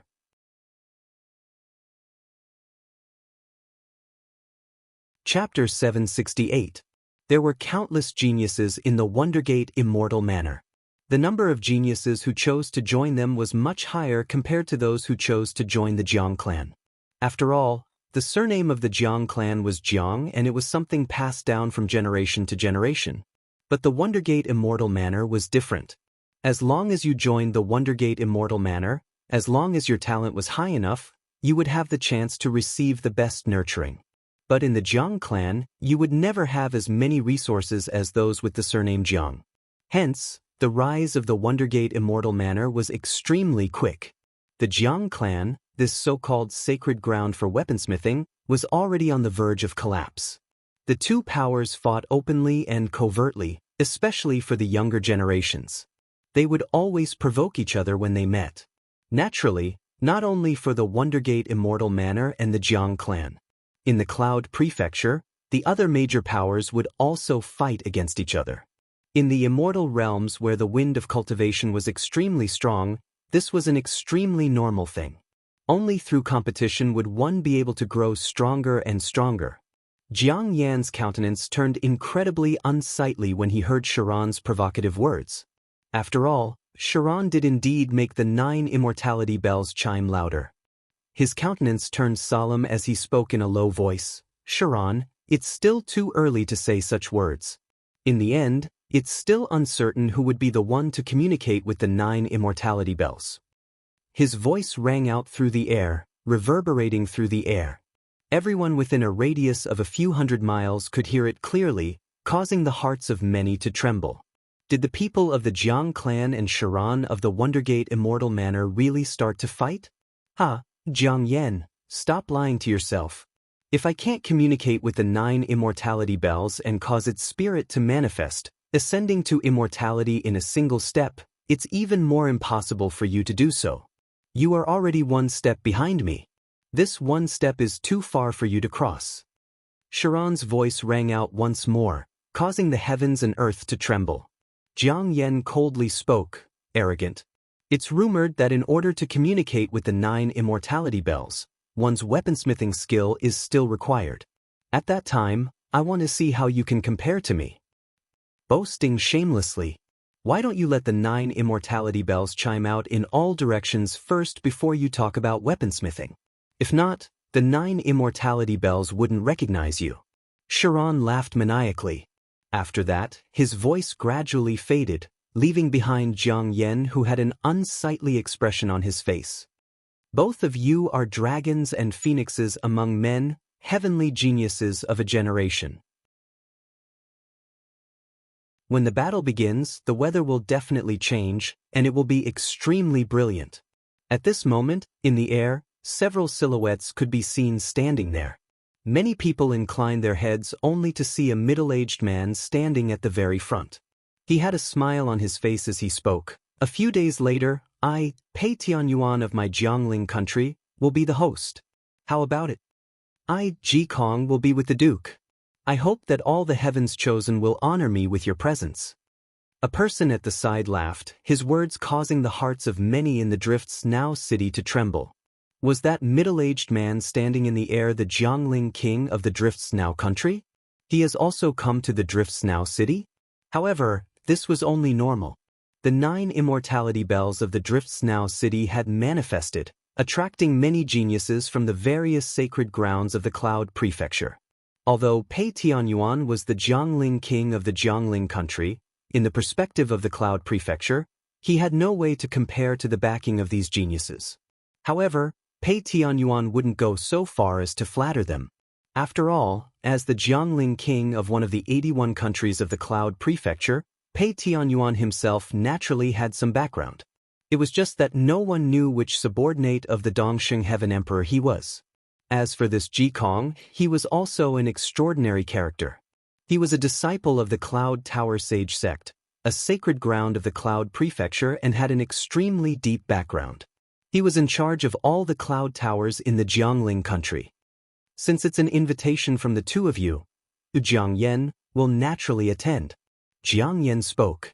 Earlier, the Jiangling king Pei Tianyuan and Ji Kong issued a warrant for Qin Wentian's arrest. Since the Cloud Tower issued the warrant, it could be considered that he owed them a favor. In addition to the fact that the Jiangling king had an extremely deep background, he naturally wouldn't reject. Since the Jiangling king and Tower Lord Ji have invited us, how can we reject? Sharon from the Wondergate Immortal Manor also spoke in a heroic manner, agreeing to attend the banquet. For those who wish to attend, feel free to come. I'll set the time and location first. 7 days later, at the Drifts Now Inn, the Jiangling king Pei Tianyuan laughed, his words causing many to agree. However, for those with weaker talent and no background, they didn't say anything. They knew that although Pei Tianyuan's words were polite, they had to know their own limits. Talent or background, you have to have at least one of them before others would be willing to welcome you. If not, what qualifications do you have to sit together with others? If that's the case, you would only attract disdainful gazes from others because you weren't on the same level as them. Thank you everyone for honoring me with your presence. Pei Tianyuan smiled and nodded when he heard many people agreeing. He then turned his gaze downwards, glancing at Pei Xiao. Pei Xiao. Pei Tianyuan called out. Jiangling king. Pei Xiao respectfully greeted. Learn more from the geniuses here. Pei Tianyuan emotionlessly spoke. Pei Xiao nodded. Pei Xiao understands. MHM. Pei Tianyuan nodded. He then glanced at the little miss of the Jiangling king manor, Pei Yu as he spoke. Don't loiter around outside every day, return earlier. Pei Yu bowed to Pei Tianyuan. She and Pei Xiao were both juniors of Pei Tianyuan. As the Jiangling king of the Jiangling country, Pei Tianyuan supported the entire Jiangling king manor and had a transcendent status. Although Pei Yu didn't dare to agree with Pei Tianyuan's way of doing things, when she questioned the arrest warrant for Qin Wentian, the Immortal Foundation expert beside her immediately stopped her. After all, to the people of the Pei clan, Pei Tianyuan was a lofty existence, unquestionable. Pei Tianyuan nodded. After which, he and Ji Kong sped away, vanishing from sight in an instant. Qin Wentian had no way to see how they left. He could only say that the strength of the Jiangling king Pei Tianyuan was something he couldn't imagine. Most probably, Pei Tianyuan was a character with multiple layers of immortal foundation. After Pei Tianyuan left, everyone continued to bathe in the boundless runic light as they attempted to communicate with the 9 immortality bells. Regardless of participants or spectators, the number of spectators grew more and more. The news of what happened in the Drifts Now city circulated out, causing many experts of the Cloud Prefecture to head over to spectate. The number of people gathered in the Drifts Now city grew more and more. Experts were as common as the clouds, crouching tigers and hidden dragons. Even in the surroundings of the 9 immortality bells, there weren't enough seats left. Because there were too many people, it was extremely crowded. Many people came here purely to join in the fun. What a waste of time. Below the 9 immortality bells, a young woman with a cold and arrogant demeanor could be seen. Her eyes swept over the people in the surroundings, causing many to involuntarily retreat a few steps. The vast majority of people are only here to play. Let alone making the 9 immortality bells ring, most probably they don't even have the ability to inscribe low-level divine inscriptions. A young man at the side laughed. They were also from outside the Cloud Prefecture and weren't from the Jiangling country. They were from a major power in the Cloud Prefecture, the Seven Sword Sect. The people of the Seven Sword Sect were proficient in sword-type astral souls. The majority of them had sword-type astral souls and were extremely powerful. The young man and woman who spoke both had ancient swords strapped on their backs. The sword hilts were inscribed with a unique diagram of 7 swords. As long as one was experienced and knowledgeable, they would be able to identify them with a single glance. The disciples of the Purple Flame sect naturally knew what was good and bad. The young man from the Purple Flame sect who insulted Qin Wenyan earlier walked over and politely asked, "Are the two of you disciples of the Seven Sword sect? Or you?" The young woman glanced at him as she emotionlessly asked, "I'm Xian Zhu from the Purple Flame sect. It's my honor to be able to meet a genius from the Seven Sword sect." That young man respectfully replied. One of his junior apprentice sisters also walked over. Not long ago, she was still extremely arrogant, but now, she was extremely polite. Seems like there are many elites among those who came to the Drifts Now city. Even the geniuses from the Seven Sword sect are here. The countenance of the arrogant young woman from the Seven Sword sect was as cold as ever. She calmly replied, "The Purple Flame sect should be a weaponsmithing power, right? This place is so noisy and there's almost no space left. Do you guys still have the peace of mind to comprehend and communicate with the 9 immortality bells?" It's true, but no matter where we go, there would always be people who think they're infallible and come here to join in the fun. For example, that young man over there. When I first saw him, he was already sitting there. Now that a few days have passed, he's still the same, acting as though he can really communicate with the 9 immortality bells. How shameless. Xian Zhu pointed to Qin Wenyan in the crowd as he spoke. Qin Wenyan had always been in a state of silence, isolated from the outside world. He was quietly communicating with the 9 immortality bells, trying to comprehend his own laws. However, in the eyes of others, this wasn't the case at all. "In that case, why don't you drive some of them away?" The arrogant young woman coldly spoke, her words causing Xian Zhu to freeze. After which, he only saw a few experts from the Seven Sword sect unleashing boundless sword might as they coldly snorted, "Those who can't communicate with the 9 immortality bells, leave this place immediately. If not, don't blame us for being merciless." As the sound of his voice faded, sword chi gushed forth in the air. The terrifying sword might instantly stunned many people. Many people stared at them as someone spoke in a low voice. It's the disciples of the Seven Sword sect. The Seven Sword sect is an extremely tyrannical power in the Cloud Prefecture. Many people discussed. After which, many people started to leave. Although they felt depressed in their hearts, there was nothing they could do.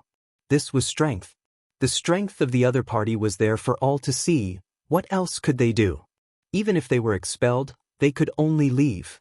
The people from the Seven Sword sect were extremely arrogant. Everywhere their swords passed by, the threat they posed was immense. "What are you guys still standing there for? Do you want to leave as well?" The icily arrogant young woman glanced at Xian Zhu from the Purple Flame sect. Xian Zhu nodded his head as he spoke. "For those who don't have the ability to communicate with the 9 immortality bells, just leave this place." After speaking, his gaze swept over the crowd only to see that Qin Wenyan was still sitting cross-legged there. His eyes involuntarily flickered with coldness as he walked towards Qin Wenyan. A violent aura gushed forth as he ferociously gushed forth. Right now, Qin Wenyan was at the most crucial moment. He could faintly sense the source of that formless law energy. Tens of thousands of formless runic lights were flowing about, And if there were any supreme experts here, they would discover that at this moment, the runic lights in this space seem to be flowing in a mystical rhythm, revolving around the 9 immortality bell.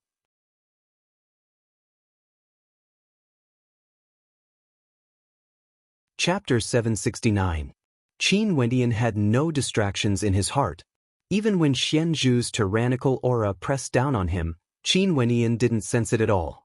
In his consciousness, the boundless runic light coalesced into a single entity, circulating around the 9 immortality bell. A terrifying bell chime rang out, causing his body to tremble violently. His consciousness seemed to have entered the 9 immortality bell, and he saw a blurry space. Faintly, a pair of eyes could be seen staring at him. At the same time, Qin Wendian also felt a mysterious energy. It felt like at this moment he could easily cause the 9 immortality bell to chime with just a single thought. However, from Xian Zhu's perspective, Qin Wendian's body was trembling because of the pressure he exuded. At this moment, the number of people in this space decreased unceasingly. Those who were in the surroundings of the 9 immortality bell were chased away by those from the Seven Sword sect. However, for those truly powerful characters, they still didn't leave. Those from the Seven Sword sect were also intimidating them. In such a situation, when Xian Zhu saw that Qin Wendian was still quietly sitting there, a cold, killing intent flickered in his eyes. Not knowing the immensity of death, Xian Zhu coldly spoke. Those from the Seven Sword sect also came to join in the fun? At this moment, a voice rang out, drifting over together with the chimes of the bell.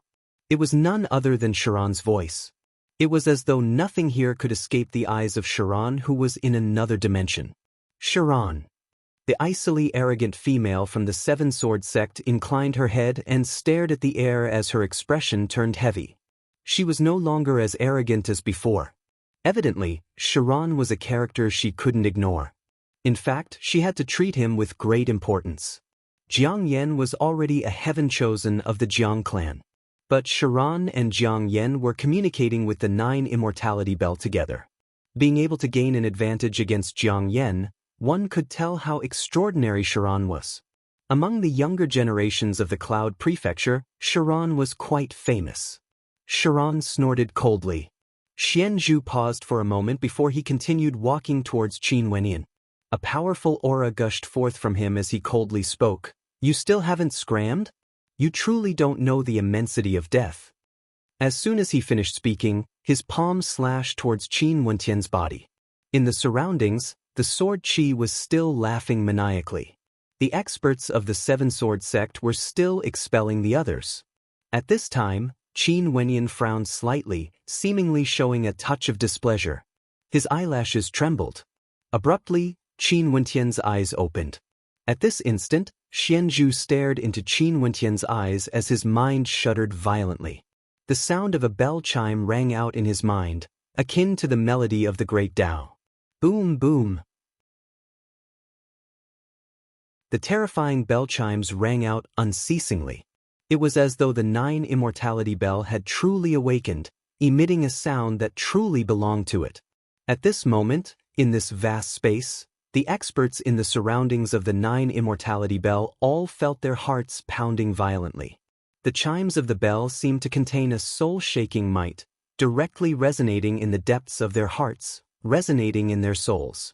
Even the Immortal Foundation experts who were spectating from afar had their eyes gleaming with sharpness as their hearts pounded. Was this the manifestation of the 9 immortality bell? Xian Zhu was the one who suffered the greatest impact. He coughed out a mouthful of blood as his internal organs trembled violently. The bell chimes seemed to be able to penetrate his body, penetrating his soul. He only felt that his brain was about to explode as he directly slumped to the ground.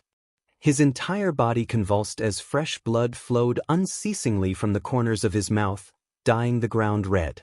The aftershock of the bell chimes finally subsided. The light in Qin Wendian's eyes returned to its usual calmness. He casually stood up, but he didn't look at the collapsed Xian Zhu.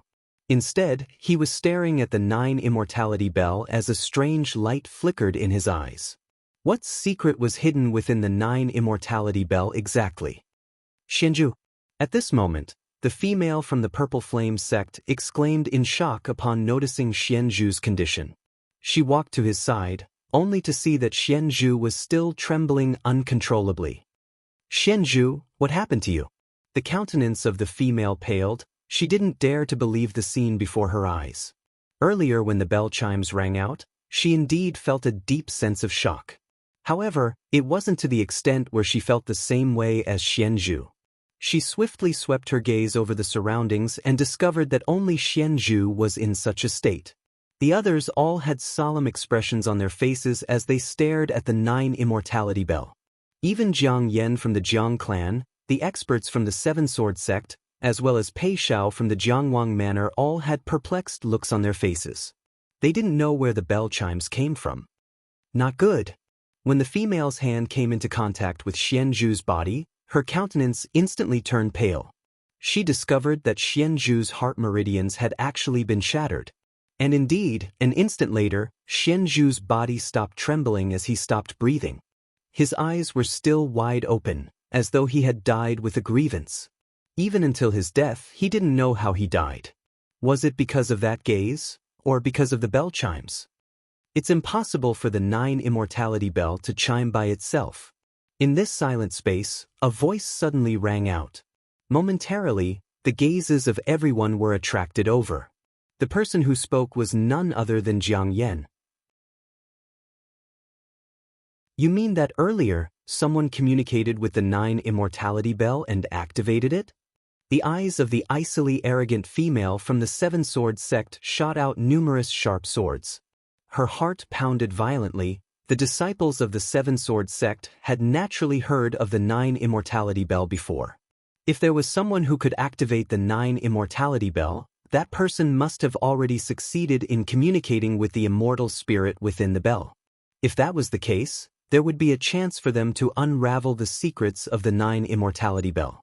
Yeah, since the 9 immortality bell chimed, the person who communicated with it should be among us. Jiang Yan nodded. His eyes stared at the people in this vast space as his sharp gaze swept past each and every one of them. However, he truly had no way to imagine what sort of person would be able to achieve such a feat. He was a heaven chosen of the Jiang clan, Jiang Yan. Even he couldn't do it. Who else here could? Other than him, there seemed to be no one more famous than him here.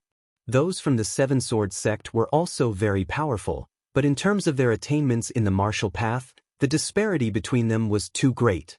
Hence, even after Jiang Yan's gaze swept past everyone, he still had no idea who it was. Also, earlier, the 9 immortality bell chimed abruptly. There were no signs at all. Which heaven chosen is it exactly? Are you all willing to step out? Jiang Yan asked. However, no one replied. He had no idea who it was. Jiang Yan, maybe it's really just an accident and the 9 immortality bell has automatically awakened. If not, there wouldn't be anyone here who managed to chime the bell a step earlier than you. Pei Xiao spoke, his tone filled with hints of flattery.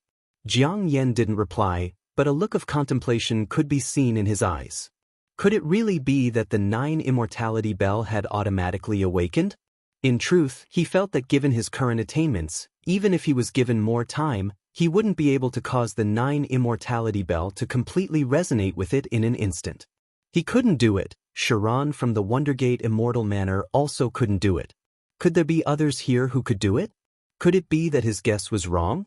Was it only the immortal essence of the 9 immortality bell?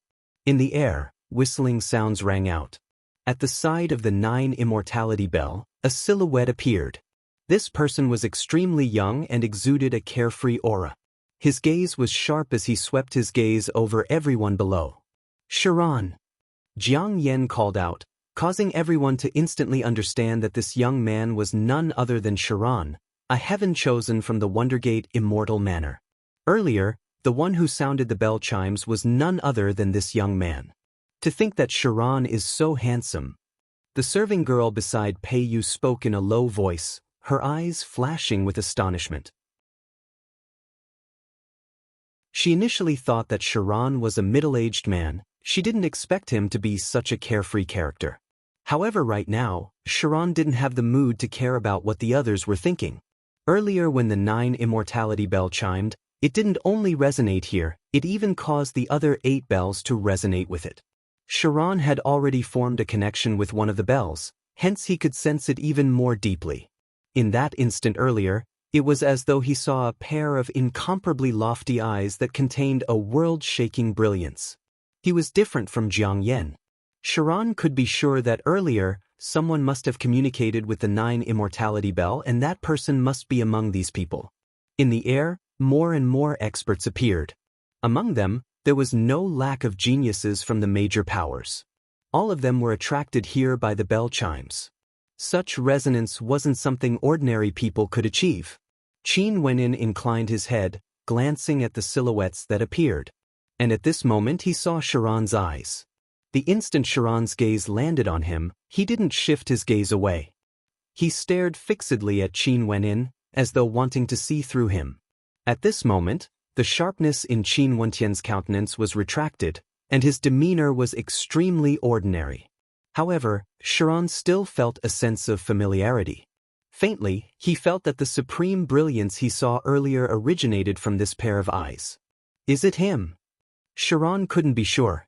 At this moment, Qin Wenian lowered his head and directly shifted his gaze away, as though nothing had happened. This caused Sharon to feel bewildered in his heart, as the bewilderment in his heart grew even more intense. And at this moment he saw the corpse lying not far away from Qin Wenian.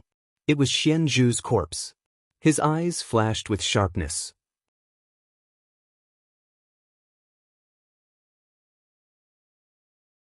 Chapter 770. Although Sharon's eyes gleamed with sharpness, he didn't say anything.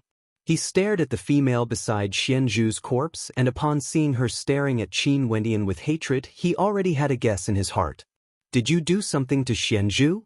That female coldly asked as she stared at Qin Wenin. If it was really just the bell chimes, it was impossible for Xian Zhu to die directly. Everyone here had heard the reverberations of the bell chimes, and although their internal organs were shaken, it wasn't to the extent of their heart meridians being destroyed. Qin Wenin slowly turned his gaze over, staring at that female as a cold light flashed in his eyes. You guys are so brazen, wanting to expel others and even wanted to attack me, yet he was suddenly killed by the sound of the bell chimes. What does this have to do with me? The female bit her lips, she didn't know what to say. Earlier, it was indeed Xian Zhu who acted against Qin Wenian. But when the bell chimes rang out, Xian Zhu was instantly killed. Qin Wenian basically didn't move at all, there weren't any fluctuations of aura from him. This was definitely real.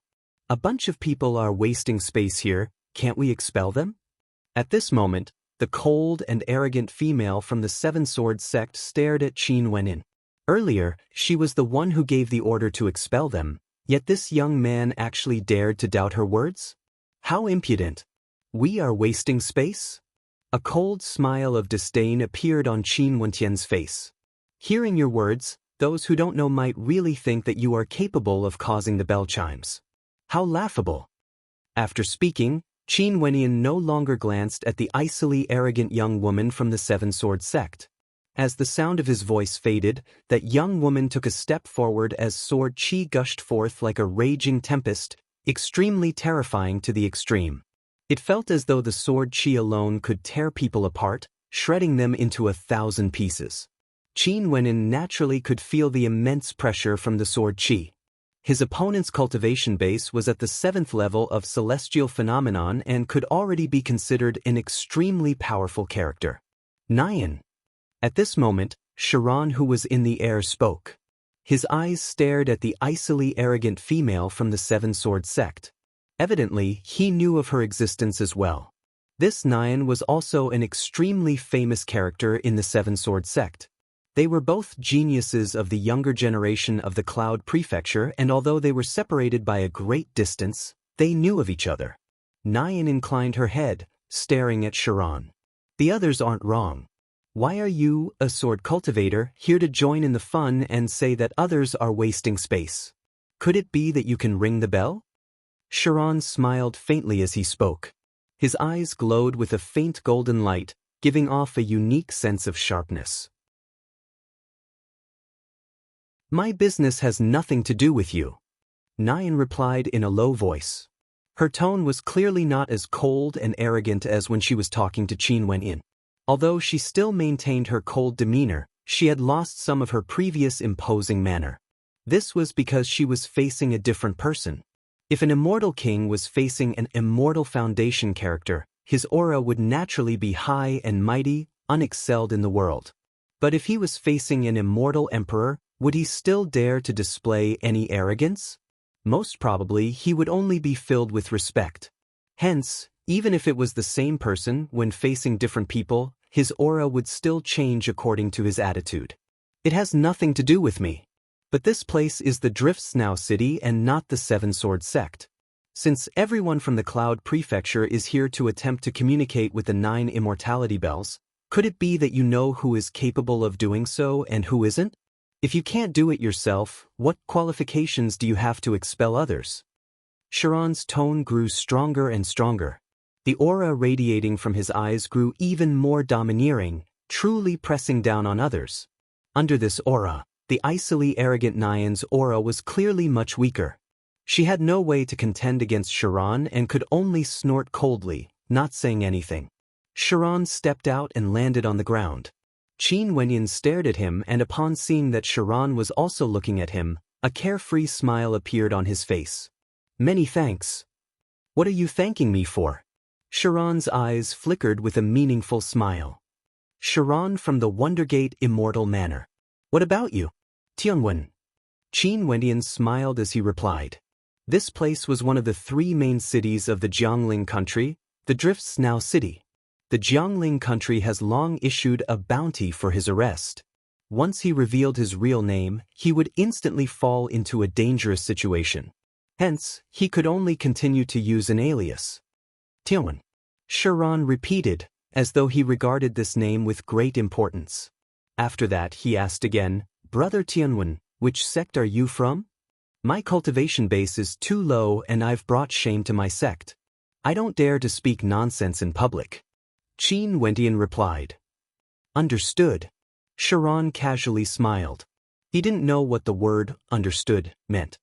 Sharon, you are truly in the mood for leisure. At this moment, a voice drifted over. The person who spoke was none other than Jiang Yen from the Jiang clan. This Sharon actually came here and started chatting with an unknown character. Truly, he was in the mood for leisure. Ha, who asked me to be ahead of you in terms of comprehension? Also, I'm already strong enough to attract the attention of the 9 immortality bells. Naturally, I'm in the mood for leisure. As for you, the Jiang clan, you are truly getting weaker and weaker. Sharon laughed, his words causing Jiang Yan's countenance to turn cold. He coldly snorted and continued, Let's see who will have the last laugh. After speaking, he no longer bothered with Sharon. He closed his eyes and attempted to communicate with the 9 immortality bells again. I also want to see what's so special about this 9 immortality bell that can chime on its own. Sharon sat beside Qin Wenyin and similarly closed his eyes, attempting to comprehend the 9 immortality bells. Nyan had an unfriendly expression on her face as she glanced at him and Qin Wenyin before she left. As for the other experts, they all went on with their own matters. Seems like this was truly an accident. The 9 immortality bells chimed on its own due to some special reason. Qin Wenyin faintly sensed that Sharon had seen through something. However, Sharon was extremely carefree. He didn't say anything and just sat at the side, attempting to communicate with the 9 immortality bells. After that, Qin Wendian also closed his eyes as his perception gushed out. He could faintly sense that there was a strange connection between him and the 9 immortality bells. With just a single thought, his perception entered the 9 immortality bells. This towering immortal bell was like a mirror. Through this mirror, Qin Wenyin could faintly see a blurry scene. In front of him was a majestic ancient city. There were no living beings in this city, and within this ancient city, divine weapons were all forged. It was as though this boundlessly vast ancient city was created by a weaponsmith, and was filled with boundless mysteries. Snowflakes drifted about in the city. Qin Wenyin saw a gigantic palm that blotted out the sun stretching out, directly blanketing an entire region. This palm simply stood there, allowing the snowflakes to land on its palm, appearing somewhat lonely. The scene was blurry yet beautiful. Is this the Drift Snow City? Qin Wentian mused. There have always been many legends circulating around the Drift Snow City, and among them, the 9 immortality bells were the most widespread. But as time passed, the people only pursued the secrets of the 9 immortality bells, wanting to grow stronger and ascend to immortality with a single step. As for those ancient stories, they seem to have vanished in the long river of time. There are scenes within the 9 immortality bells. In that case, should I communicate with all 9 bells before I can unravel the complete secret? Qin Wentian mused. Unknowingly, a few days passed. The Jiangling king would be hosting a banquet in the Drift Snow today. Many geniuses gathered in groups of 3 to 5, heading towards the Drift Snow Inn. Sharon opened his eyes and halted his cultivation. He glanced at Qin Wentian beside him as he spoke in a light voice. Brother Tianwen. Qin Wentian opened his eyes and stared at Sharon.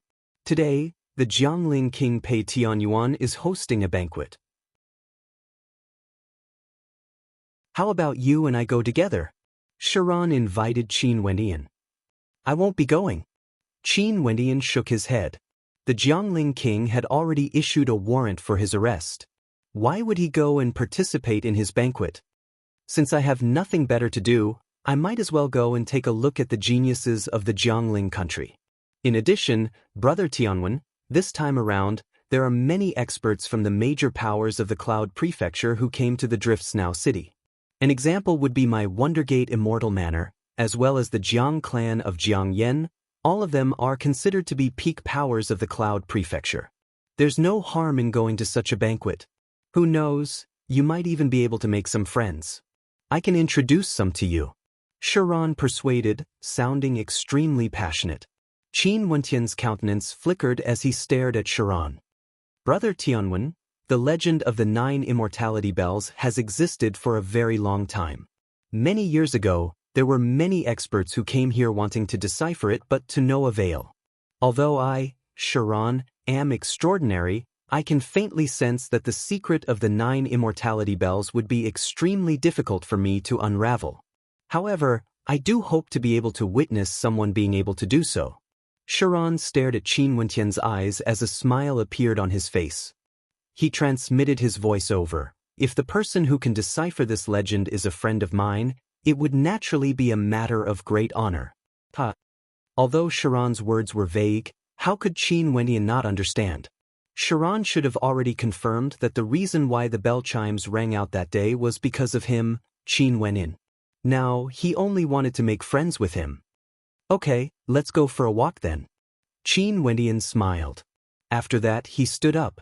Upon seeing this scene, Sharon also smiled. Let's go. The Drift Snow Inn is a marvelous sight in the Drift Snow City. Even just looking at it would be a delightful thing.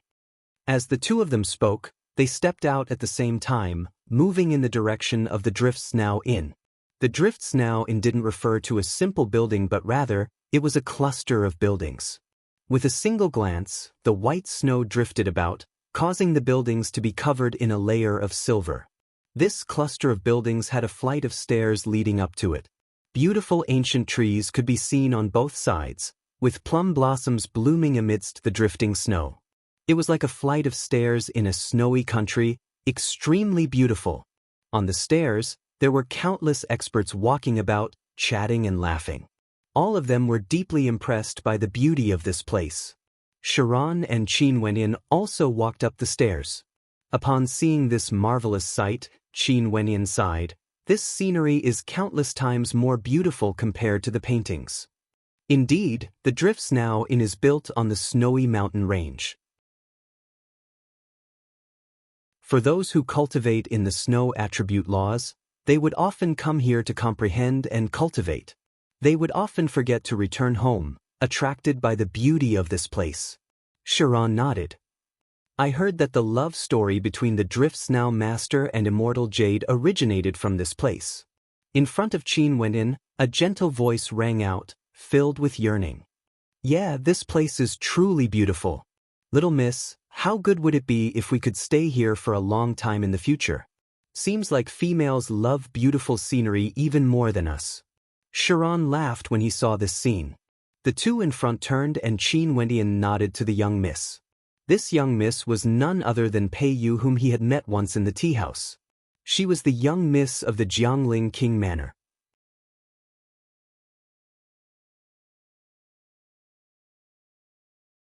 Chapter 771. Pei Yu turned her head and smiled sweetly at Sharon and Qin Wendian. She then spoke in a light voice. I naturally like beautiful things. I've long heard of the name Sharon from the Wondergate Immortal Manor, but I didn't expect him to be such a carefree character. After speaking, Pei Yu turned to Qin Wendian and spoke. I think we met before in the tea house. Emichim.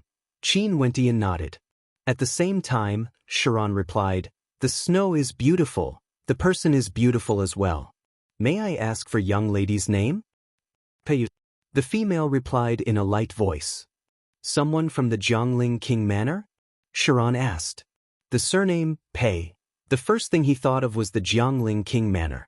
After all, the Drift Snow City originally belonged to the main city of the Jiangling country, and today, the Jiangling King Pei Tianyuan was hosting a banquet. Emichem. Pei Yu replied. Qin Wendian already knew about this and naturally didn't feel strange. This is Brother Tianwen, we just met not too long ago.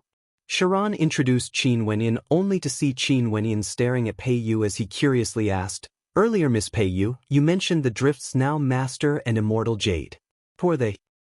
This is the most ancient legend of the Drift Snow City. Let's talk as we walk. Pei Yu saw that there were more and more people ascending the staircase. It naturally wouldn't be good for her to remain still. Sharon and Qin Wendian walked up as the four of them walked shoulder to shoulder. Pei Yu then spoke. This legend has already been gradually forgotten by the masses because the gazes of everyone were only focused on the secret within the 9 immortality bells. Also, I only managed to stumble upon it by chance in the ancient records of the Jiangling King Manor. Hence, I came to the Jiangling country to investigate this story. It's rumored that a very long time ago, there was no such thing as the Drift Snow City. There was only the Drift Snow Inn, and it was the place where the Drift Snow Master and Immortal Jade fell in love. The two of them were extremely fond of each other and had the same ambition, to become a peak-level weaponsmith grandmaster. Both of them had a crazy obsession towards weaponsmithing and unceasingly pursued higher attainments. Back then, the reason why the Drift Snow Master could woo Immortal Jade was because he defeated her in weaponsmithing. Pei Yu's voice was gentle and very pleasant to listen to. This kind of tone seemed to be extremely suitable for narrating ancient legends. After the two of them fell in love, they became companions and sparred with each other. Immortal Jade had always wanted to defeat the Drift Snow Master, but she had never succeeded before. There was once when Immortal Jade asked the Drift Snow Master if he would be willing to give up his life for the sake of forging a perfect divine weapon. The Drift Snow Master shook his head and told Immortal Jade that he would only give up his life for her. However, this romantic reply didn't make Immortal Jade happy, because she was unable to do it herself. In her heart, she discovered that she had placed weapon forging at a supreme position, higher than her own life, higher than the Drift Snow Master. Immortal Jade's heart was filled with unease. One day, she told the Drift Snow Master that she wanted to construct an unprecedented divine weapon, one that no one in the immortal realms had ever attempted before. She wanted to forge a city, but the Drift Snow Master felt that it was too troublesome. However, Immortal Jade told him that this city would only belong to the two of them, it would be their home. Hence, the Drift Snow Master began to roam the immortal realms, collecting materials that ordinary people couldn't even imagine. The Drift Snow Master and Immortal Jade started their forging process, attempting to forge an immortal-ranked weapon that no one in the immortal realms had ever attempted before.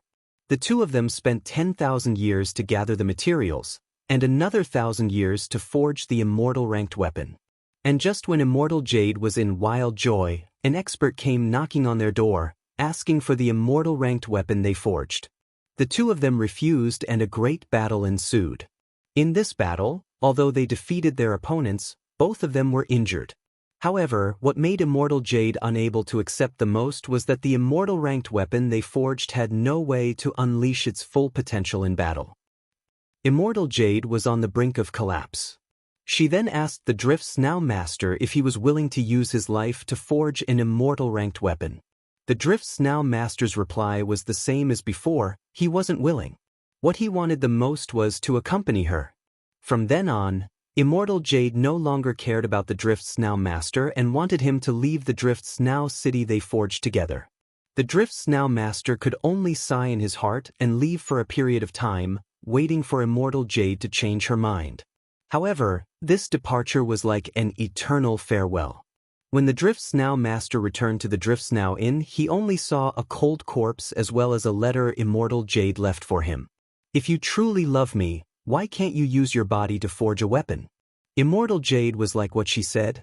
For the sake of forging a weapon, she was willing to give up her life. She did indeed do so, but the ending was failure, and she even gave up her life. Before her death, she left with a grudge against the Drift's now master. She viewed weaponsmithing as more important than her own life, but the Drift's now master didn't. After reading that letter, the Drift's now master's hair turned white overnight. He sat in the Drift's now inn for 3 years without moving. 3 years later, he rose and buried Immortal Jade. At the same time, he used his body as a sacrifice to forge a city to bury Immortal Jade. The Drift's now master used his own flesh and blood to fuse into the Drift's now city. He used his soul to fuse with the 9 immortality bells, allowing this city to be forged from his own flesh and blood. When he missed Immortal Jade, the bells would chime. He wanted the Drift's now inn to be covered in snow all year round, and every single snowflake that fell was his tears. The Drift's now master completed Immortal Jade's dying wish. He used his own life as a sacrifice to forge a peerless immortal ranked weapon, an entire city. However, it wasn't because he viewed weaponsmithing as more important than his own life. Rather, it was because he wanted to fulfill the promise he made to Immortal Jade in the past. He would only give up his own life for Immortal Jade. He used his own life to forge a weapon, not for the sake of weapon forging, but for the sake of protecting Immortal Jade's withered body in the Drift's now city forever. Pei Yu's voice drifted along with the snowflakes as she narrated this poignant story. Sharon and Qin Wenyin were both in a daze. Was there really such a poignant love story? Using his flesh and blood to fuse with the city to protect Immortal Jade's body. Using his soul to fuse with the bells. When he missed Immortal Jade, the bells would chime. Every single snowflake that fell from the sky was his tears. Is this legend true? Sharon sighed deeply. Their footsteps were very slow, as though they were still immersed in the poignant and beautiful ancient legend. I have no idea as well. Right now, the people of the Drift's now city only care about the secret of the 9 immortality bells. Who would still remember the story of the Drift's now master and Immortal Jade? Pei Yu forced a smile on her face, but there was a hint of sadness in her smile. This story was something she learned after collecting many ancient records. Hence, she was very fond of the Drift's now city. She personally came here to take a look at the place where the Drift's now master and Immortal Jade fell in love, and to see the city that the Drift's now master used his life to forge. It should be true. Qin Wenyin mumbled, sinking into contemplation. He recalled the scene he saw in the 9 immortality bells. In that scene, he seemed to have seen someone forging an entire city. He seemed to have seen a lonely gigantic palm stretching out in the air, allowing the snowflakes to land on its palm. If the legend Pei Yu spoke of was true, then that lonely palm should belong to the Drift's now master, right? Do you believe it as well? I also believe it to be true. Pei Yu smiled sweetly at Qin Wenyin, who was beside her. Time changes, nothing is eternal. Now, the 9 immortality bells chimed once more. I wonder if it was because the Drift's now master longed for Immortal Jade. I really hope that there will be someone who can unravel the secret of the Drift's now city and let me know if this poignant legend really exists. Even if it does exist, there might be some deviations. Back then, the city created by the Drift's now master and Immortal Jade might not be the Drift's now city today. Maybe this city is many times larger compared to the one back then. Chiron smiled. Although he was also a weaponsmith and had an intense obsession, he was still filled with admiration for immortal Jade. She was actually willing to sacrifice her life for the sake of weaponsmithing. Naturally, he admired the Drift's now master even more. The Drift's now master wouldn't disregard his life for the sake of weaponsmithing. If he had to sacrifice himself, he would only do so for immortal Jade. Maybe. Peiyu spoke in a low voice. As the few of them conversed, they already arrived at the Drift's now inn. After passing through the staircase, there were numerous snowy pavilions and a banquet already prepared. Many people had already arrived. If one stared further into the distance, they would be able to see numerous snowy mountains. These snowy pavilions and palaces could be said to be of uncanny workmanship. It was simply too beautiful. This place is the legendary residence of the Drift's now master and immortal Jade. It's said that this place has always been like this and has never changed. But now, it has already become the temporary residence of the Drift's now city lord. Peiyu introduced. The location of the banquet hosted by the Jiangling king was naturally the temporary residence of the Drift's now city lord. After all, the Drift's now city lord was a subordinate of the Jiangling king. When Chiron walked up, the gazes of several people landed on him. After all, among those who came to the Drift's now city this time around, Chiron's fame was extremely great. He was a heaven chosen from the Wondergate immortal manor and his status was definitely at the highest level. After surveying Chiron, the gazes of the crowd involuntarily turned to the people beside Chiron. Qin went in, Peiyu and Peiyu's serving girl. When he saw Peiyu, a warm smile flickered in Pei Tianyuan's eyes. He then spoke. Peiyu, why did you come here together with Chiron? Coincidentally, we met on the way here and decided to travel together. Peiyu bowed as she replied. Chiron also smiled. Jiangling King, I'm already friends with Miss Peiyu. She should be someone from your Jiangling King's manor, right? She's very outstanding. Many thanks for noble nephew's praise. Quickly take a seat. Since you and Peiyu are already friends, let Peiyu sit together with you and chat. Pei Tianyuan straightforwardly spoke. What sort of character was he? Since Chiron and Peiyu's relationship wasn't bad, he naturally wanted to make good use of it, allowing the two of them to get closer. In that case, he would also be able to make another friend.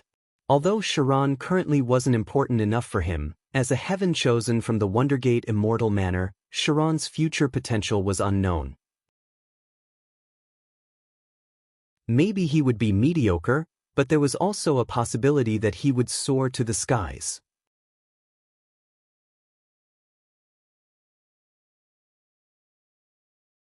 Chapter 772. Pei Tianyuan pointed to a spot not far away from him, indicating to Chiron and Peiyu. However, there were only 2 people there. However, Chiron's group had 4 people. Even if Peiyu's serving girl was removed, Chiron, Peiyu, and Qin Wenyan were still 3 people. Chiron glanced at them, then shook his head. Let's find another place to sit. Yes, over there. Peiyu pointed in a direction. The seat in the middle didn't seem to match Chiron's status. Hence, Pei Tianyuan replied, how can this do? I still wish to have a good chat with noble nephew Chiron. Since there's not enough space, Pei Xiao, please step aside. Pei Xiao was sitting right next to those 2 seats. It seemed like Pei Tianyuan had intentionally chosen those 2 seats for Chiron. With a single glance, he could tell that the reason Chiron wasn't sitting was because there was an extra person, so he had Pei Xiao give up his seat. Pei Xiao's brows twitched as he glanced at Peiyu and Qin Wenyan. A trace of displeasure flashed in the depths of his eyes, but since it was an order from the Jiangling king, how could he disobey? He could only nod his head and stand up, feeling somewhat awkward. At this moment, someone called out, Pei Xiao, come sit here. Pei Xiao glanced at the person who spoke as a smile flickered in his eyes. Many thanks for brother Jiang Yan's kindness. That's for the best. Dear nephew Chiron, come and have a seat. Pei Tianyuan laughed. Chiron naturally wouldn't reject and hence, the 3 of them walked over and sat down. Their opponents were none other than Jiang Yan and Pei Xiao, as well as Nyan of the Nine Sword sect. Other than these people, there were also many geniuses from the major powers, all of them exuding an extraordinary aura. Many of them were disciples from the major powers of the Cloud Prefecture. Let me introduce us old fellows. I'm Pei Tianyuan. I'm sure all of you already know me. The one beside me is Ji Kong, a disciple of the Cloud Tower Sage sect, the Cloud Tower Lord of the Jiangling country. I'm sure all of you have heard of him before. The one on my right is the City Lord of the Drift Snow City, Sikong Yangshua. Pei Tianyuan smiled at the crowd and said, "As for the outstanding talents here, I believe you all know each other, so I won't introduce you all." Qin Wendian glanced at Sikong Yangshua. The current City Lord of the Drift Snow City, when compared to the legendary Drift Snow Master, Sikong Yangshua was far inferior. This Drift Snow City is an ancient place. There's also an ancient legend about the Drift Snow Master and Immortal Jade. It's rumored that back then, the Drift Snow Master and Immortal Jade fell in love in this place. If one could turn back time and see the scene of the Drift Snow Master playing the zither and Immortal Jade dancing in the snow, that would truly be the most beautiful thing in life. Pei Tianyuan was extremely talkative. As the Jiangling king of the Jiangling country, he had also heard of this legend before. I've also heard of the story of the Drift Snow Master and Immortal Jade. However, I still doubt the veracity of the story. Where is the city the Drift Snow Master and Immortal Jade created? In addition, we only pursue the martial path for the sake of transcendence, pursuing the supreme realm. It's the same for weaponsmithing. Living is the foundation of everything. Immortal Jade gave up her life for the sake of weaponsmithing. It's already hard to understand how deep her obsession is. As for the Drift Snow Master, would he really give up his life for the sake of a woman and protect Immortal Jade's withered body? A person spoke. Pei Tianyuan's gaze turned to the person who spoke. This person had a fair and handsome countenance and was dressed casually. His brows were like swords, slanting to the side, and his eyes were filled with wisdom and wisdom. Through his deep gaze, one could see many secrets hidden in his mind. This person was none other than a disciple of the Myriad Sage Academy of the Cloud Prefecture, Shu Luyao. The Myriad Sage Academy is as expected of the sacred ground of the Cloud Prefecture. There's nothing they don't know about. Right now, the legend of the Drift Snow Master and Immortal Jade isn't known by many. Even in our Jiangling country, there aren't many who know about it. I only learned about it after reading through many ancient records. To think that virtuous nephew Shu would also know about this story, I'm truly impressed. Pei Tianyuan nodded to Shu Luyao with a smile. He didn't express any opinion on Shu Luyao's words. Knowing the details makes me even more suspicious. Most probably, this rumor is just to deceive those ignorant fools. In this legend, the Drift Snow Master and Immortal Jade are nothing but fools. Shu Luyao's tone grew sharper. He had no respect for the legend at all. Naturally, the legend was, after all, something that was too far away. Nobody would say anything because of Shu Luyao's arrogant words. Even Pei Tianyuan only smiled. Only Pei Yu had a frown on her face as she spoke unhappily. The personalities of everyone in the world are all different. You are an emotionless person. How can you say that the sentiments of others are fools? I've always heard that the Myriad Sage Academy is a sacred ground of the Cloud Prefecture, giving birth to many experts whose names shook the entire Cloud Prefecture. I always thought that people from the Myriad Sage Academy would have the breadth of the world in their hearts, able to accept all the rumors in the world. However, you actually said that the Drift Snow Master and Immortal Jade are fools? Aren't you thinking too highly of yourself? Pei Yu was a sentimental person. She had always believed in the story between the Drift Snow Master and Immortal Jade. If Shu Luyao only had doubts, she wouldn't be angry. But the latter part of Shu Luyao's words was a direct insult to the legend. She couldn't help but feel anger in her heart, hence, her words were extremely sharp. Shu Luyao's sword-like brows twitched when he heard this. His gaze grew even sharper, as though sharp swords were about to shoot out from his eyes. You said that I'm thinking too highly of myself? Shu Luyao's eyes gleamed with sharpness as he stared at Pei Yu. Could it be that she's wrong? Using your own personality to judge others? Could it be that you think everyone in the world is the same as you? Isn't this thinking too highly of yourself? Upon seeing this scene, Sharon, who was beside Pei Yu, coldly spoke. A moment later, Shu Luyao's gaze turned over, landing on Sharon as he coldly laughed. Seems like your relationship isn't bad. After speaking, he didn't say anything more. However, that mocking gaze of his seems to contain a different meaning, causing Pei Yu to be even more enraged. However, Sharon calmly replied, "The major powers in the world are all the same. I heard that there are many outstanding characters from the Myriad Sage Academy, but it's hard to say that there wouldn't be scum among them." Sharon, your words are too overboard. Brother Shu has never offended you before, right? Aren't you going too far by humiliating him in public? At this moment, Jiang Yan interjected. Brother Shu is a heaven chosen of the Myriad Sage Academy. The word, scum, in your mouth is simply too arrogant. As the sound of his voice faded, expressions of interest appeared on the faces of many.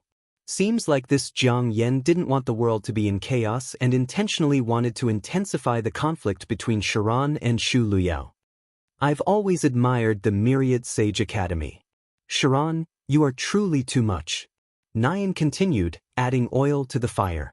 And as expected, the moment their words rang out, it was impossible for Shu Luyao to ignore it even if he wanted to. At this moment, the gazes of everyone were all on him. Sharon's arrogance isn't just for a moment, right? When the 9 immortality bells were rung, this fellow already lost his composure and started to provoke others everywhere. Ha! Another person laughed. This person was also a disciple from a major power, the Battle Heaven's immortal manor of the Cloud Prefecture. The combat prowess of this power was extremely high and their influence could be found all over the Cloud Prefecture. Even in the Jiangling country, they had a subordinate power named the War Immortal Palace. Zurius from the Battle Heaven's immortal manor, seems like he's also someone who likes to stir up trouble. Everyone silently mused. Zurius didn't have any intentions of intentionally provoking Sharon. He only spoke because he felt that it was interesting. Shu Luyao had a heavy expression on his face. In front of so many people, he truly couldn't maintain his face. Scum? At the very least, I won't play around with women in the Jiangling country. She is someone from the Jiangling King Manor. I will naturally give face to the Jiangling King Manor and not bicker with her. Why are you in such a hurry to speak? What are you trying to say? Shu Luyao coldly laughed. His gaze was fixed on Sharon and Pei Yu as his tone was filled with evilness. Pei Tianyuan quietly watched. Even though Pei Yu was implicated, he didn't even interrupt.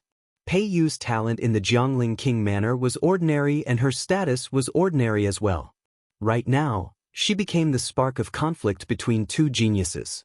Although Shu Luyao's words wrongly accused her, if Sharon couldn't forget about this matter and really got together with Pei Yu, it wouldn't be a bad thing. Calling you scum is already praising you too much. Sharon mocked. Me, Brother Tianwen and Pei Yu have only known each other for a short period of time. Our temperaments are similar and we became good friends. But when it came out of your mouth, the meaning of my words changed completely. How rude of you. The 3 of you together? What a heavy taste. Nyan coldly spoke when she heard that. After that, the gazes of everyone landed on her as faint smiles appeared in their eyes. How interesting, this Nyan might seem cold and arrogant but her words were filled with evil. Naturally, the reason why Nyan would be like this was because of Sharon's domineering attitude earlier. Evidently, she hadn't swallowed her anger yet. Pei Yu's body trembled slightly, her dainty fists were clenched tightly as her countenance turned pale. For a female to be humiliated like this, it was already extremely serious. Especially in such a setting. Nyan's words were like sharp arrows, piercing into the hearts of others. Qin Wentian's sharp senses could see the changes in Pei Yu's countenance as well as the trembling of her body. He also felt some anger in his heart. These people actually dared to humiliate a young lady in the prime of her youth? Inclining his head, his gaze turned to Nyan. This cold and arrogant young lady from the Seven Sword sect had expelled him earlier. Evidently, she was a selfish woman who didn't care about others. Someone who can speak such shameless words is actually a female? This is simply unimaginable. Could it be that you have done such a thing before? If not, why would you say such words? Qin Wendian stared at Nyan as he emotionlessly spoke. As the sound of his voice faded, Nyan's countenance instantly turned cold. Her sword-like eyes stared in the direction of Qin Wendian as she icily spoke. Impudent, who do you think you are? You even dare to speak in such a manner. Do you believe that I won't kill you right here and now? The gazes of several people landed on Qin Wendian. Jiang Yan also coldly spoke. Who is this fellow? Where did he come from? Do you have the qualifications to speak here? How interesting. Most probably because he is sitting together with Sharon, he doesn't even know who he is. Shu Luyao glanced at the people around him as he asked, Do any of you know this person? Everyone shook their heads as mocking gazes appeared on their faces.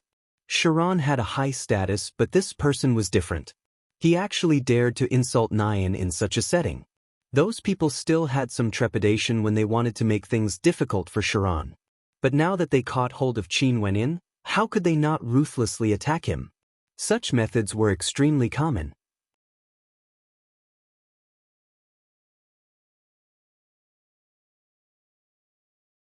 Chapter 773. Sharon referred to him as Tianwen. I've never heard of this name before. I've already seen through his cultivation base. At the third level of celestial phenomenon, not bad. At the very least, he can't be considered the weakest among us. Before this man tried to comprehend the 9 immortality bells, he sat there unmoving and didn't move at all. Yet, he chose to sit there and waste time. Even I feel some admiration for him. Even I'm curious now. Sharon, who is your brother Tianwen exactly? Zurius stared at Sharon as he asked. I can understand if you want a woman to sit beside you. But he is a man. If he doesn't have any background, what qualifications does he have to sit there? He even made the Jiangling King order Pei Xiao to step aside. Why must I tell you guys? Sharon's gaze turned cold as he swept his gaze over everyone. A bunch of arrogant fellows. Maybe you guys will have the chance to get to know each other in the future. Who was Qin Wendian? He was filled with anticipation. If Qin Wendian had completely formed a connection with the 9 immortality bells, or if Qin Wendian didn't conceal anything, these people would instantly know who Qin Wendian was. At that time, they wouldn't act like they did now, using Qin Wendian as an excuse to speak rudely. In the future, I don't have much interest. Zurius faintly spoke. Nyan's cold gaze pierced straight at Qin Wendian as she spoke. In the future? She dared to humiliate me? If she doesn't kneel down and apologize today, she most probably wouldn't be able to live to see the future. Pei Yu's countenance changed as she coldly replied, You were the one who insulted us first and that doesn't count? Today is the banquet hosted by the Jiangling King, aren't your actions a little too unreasonable? Is that so? I can apologize to you if you want, as long as you can defeat me. Nyan coldly laughed. As for today, although the banquet is hosted by the Jiangling King, a disciple of the Seven Sword sect, also have no way to endure such humiliation. It's fine if he doesn't kneel down and apologize, I will directly challenge him. I believe the Jiangling King wouldn't interfere, right? Everyone, please calm down. Pei Tianyuan smiled when he saw Nyan looking over. We are all guests from afar, why is there a need for this? After saying that, he looked at Qin Wendian and said, This young man should also be an elite of some force. Why don't you introduce him to ease the tension? Everyone, please take a step back. My cultivation is not good, so I don't dare to report to my sect, Qin Wendian replied indifferently. Pei Tianyuan's eyes flickered, then he smiled and said, Could it be that you're from a clan? Sorry. Qin Wendian nodded his head to the Jiangling King. He still didn't say anything. Pei Tianyuan didn't continue asking, but Zurius from the Battle Heaven's immortal manor laughed. Is it because your sect is too weak or you don't even have a sect? As a man, why must you hide so much? Wouldn't others look down on you? No comment. Qin Wendian's tone became colder as well.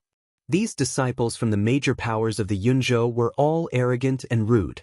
Of course, maybe they were only like this to him, or maybe it was because they thought that their identities were out of the ordinary. Jiangling King, you should have seen it too, right? Nian spoke again. The Jiangling King Pei Tianyuan laughed. Since little brother is unwilling to resolve this, I believe you should be able to handle it. I won't interfere then. Everyone can settle their grudges among yourselves. I'm afraid I don't have the qualifications to interfere. When Nian heard this, a cold smile flickered on her face. Her eyes gleamed with sharpness as she lunged towards Qin Wenyin. If you beg me, you might have a chance to live. Qin Wenyin coldly glanced at Nian, ignoring her. Sharon coldly laughed. Why didn't you challenge me but chose Brother Tianwen instead? Nian's cold eyes gleamed with coldness as she stared at Sharon. Another person beside her spoke. Nian, no matter what, you are someone from the Seven Sword sect and have an extraordinary cultivation base. If you want to challenge me, just look for Sharon. What's the big deal about challenging a third-level ascendant? Don't you feel that you're throwing away the face of the Seven Sword sect? How laughable, she's still so complacent. Sharon also laughed. The lines on his face were filled with mockery. After which, he turned to the person who spoke, to Qin Wenyin, Ghost Saber Mu Yen, my good friend. Mu Yen, this is Brother Tianwen. Sharon glanced at the person who spoke. Mu Yen wore a simple white robe and sat in an inconspicuous position. In fact, he didn't seem very eye-catching at all. At first, no one noticed his existence. Clearly, many people didn't know who he was. But as the sound of Sharon's voice faded, several people drew in a deep breath as they stared at the person who spoke. Only to see Ghost Saber Mu Yen had a frivolous smile on his face, with hints of playfulness in his eyes. His lips curled up in an arc, giving off a sense of frivolity. Ghost Saber Mu Yen wasn't a disciple from a supreme power of the Cloud Prefecture, but his existence was something that nobody could ignore. Mu Yan's master was a true grandmaster of the saber, a ghostly genius with terrifying strength. He was a character that even the experts of the Cloud Prefecture revered.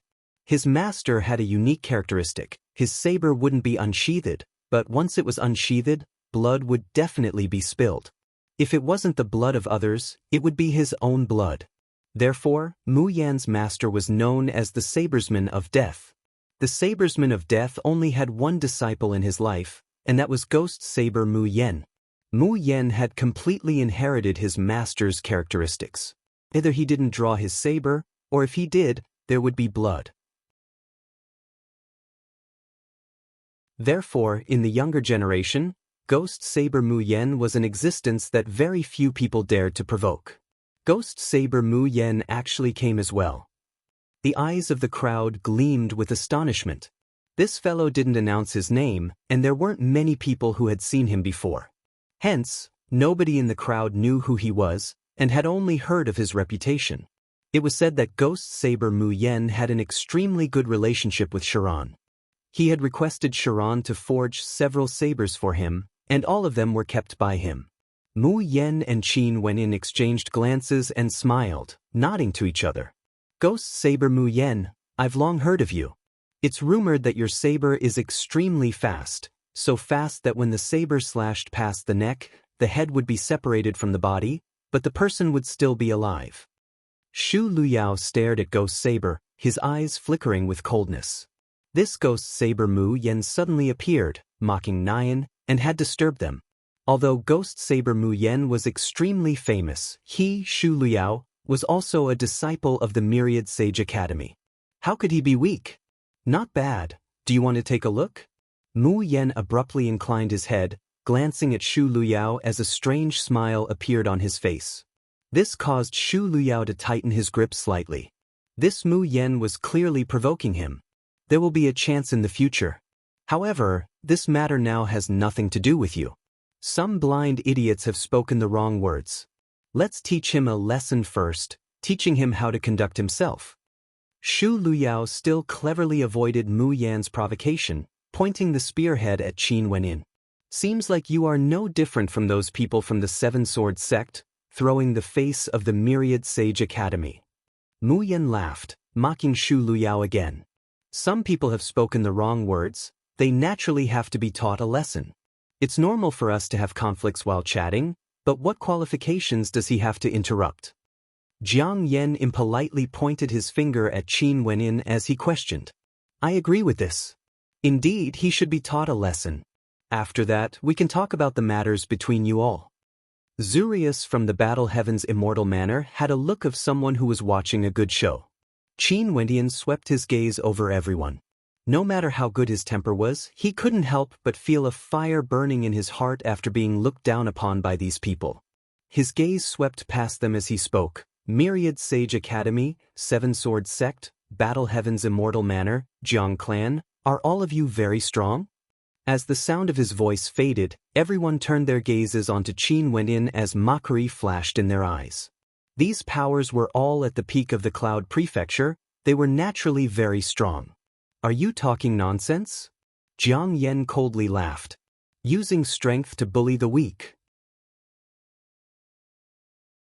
Sharan and Mu Yen, none of you dared to challenge me to a decisive battle. You guys have truly broadened my horizons.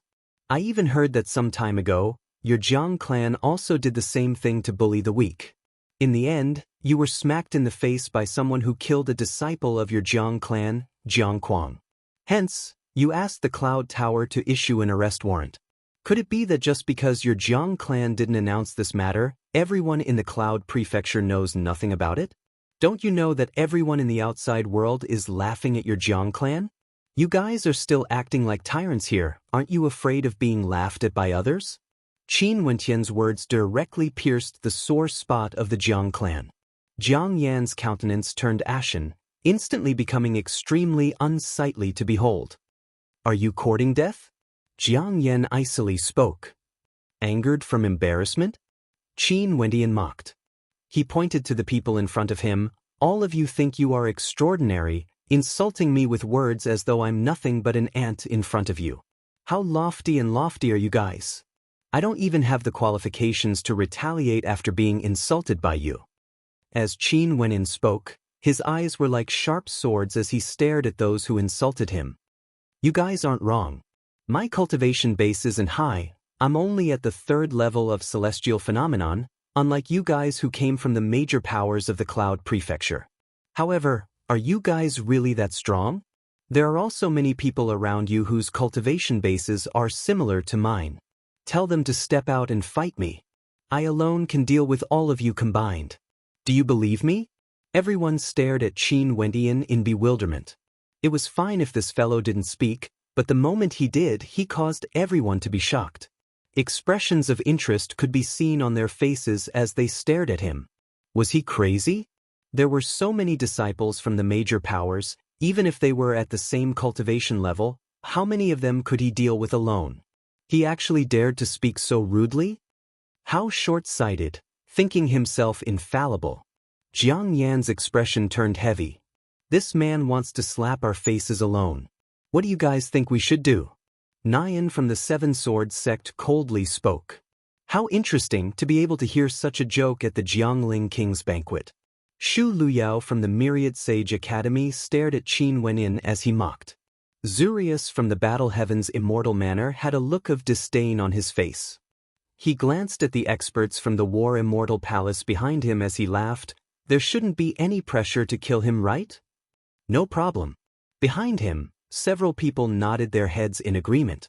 After which, Zurius glanced at Peiton Yuan as he laughed. My king, since this man is so confident, why don't we watch a battle during the banquet? We can add some liveliness to the banquet.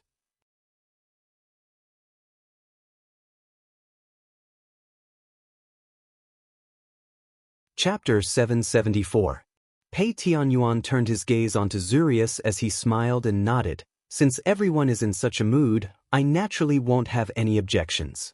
The scenery of the drifts now in is so beautiful. If there's martial arts to liven things up, it would surely add some vitality to the atmosphere. My king, if blood is spilled during the banquet, please don't blame me. Zurius spoke again. Pei Tianyuan casually waved his hands. How can the competition of the martial path be limited to sparring? Since we want to tread the path of martial arts, we should have the spirit to see through life and death. As long as none of you have any objections, there's no need to ask me. I'm only a spectator. Today, all of you shall take the lead. My king is truly a forthright man. Many thanks for granting my wish. Zurius laughed. An instant later, a sharp glint of light flashed in his eyes, causing people to feel a chill in their hearts.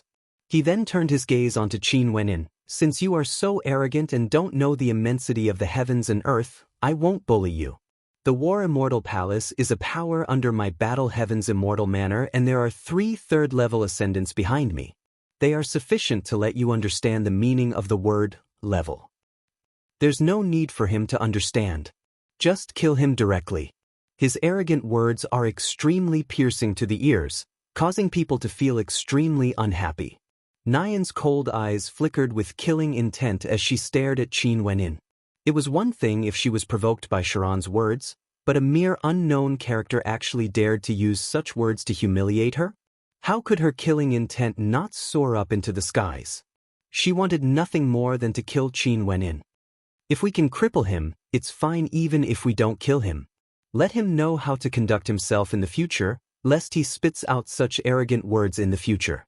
Shu Luyao coldly spoke. That's not bad. Jiang Yen rapped his fingers on the table, his eyes flashing with mockery.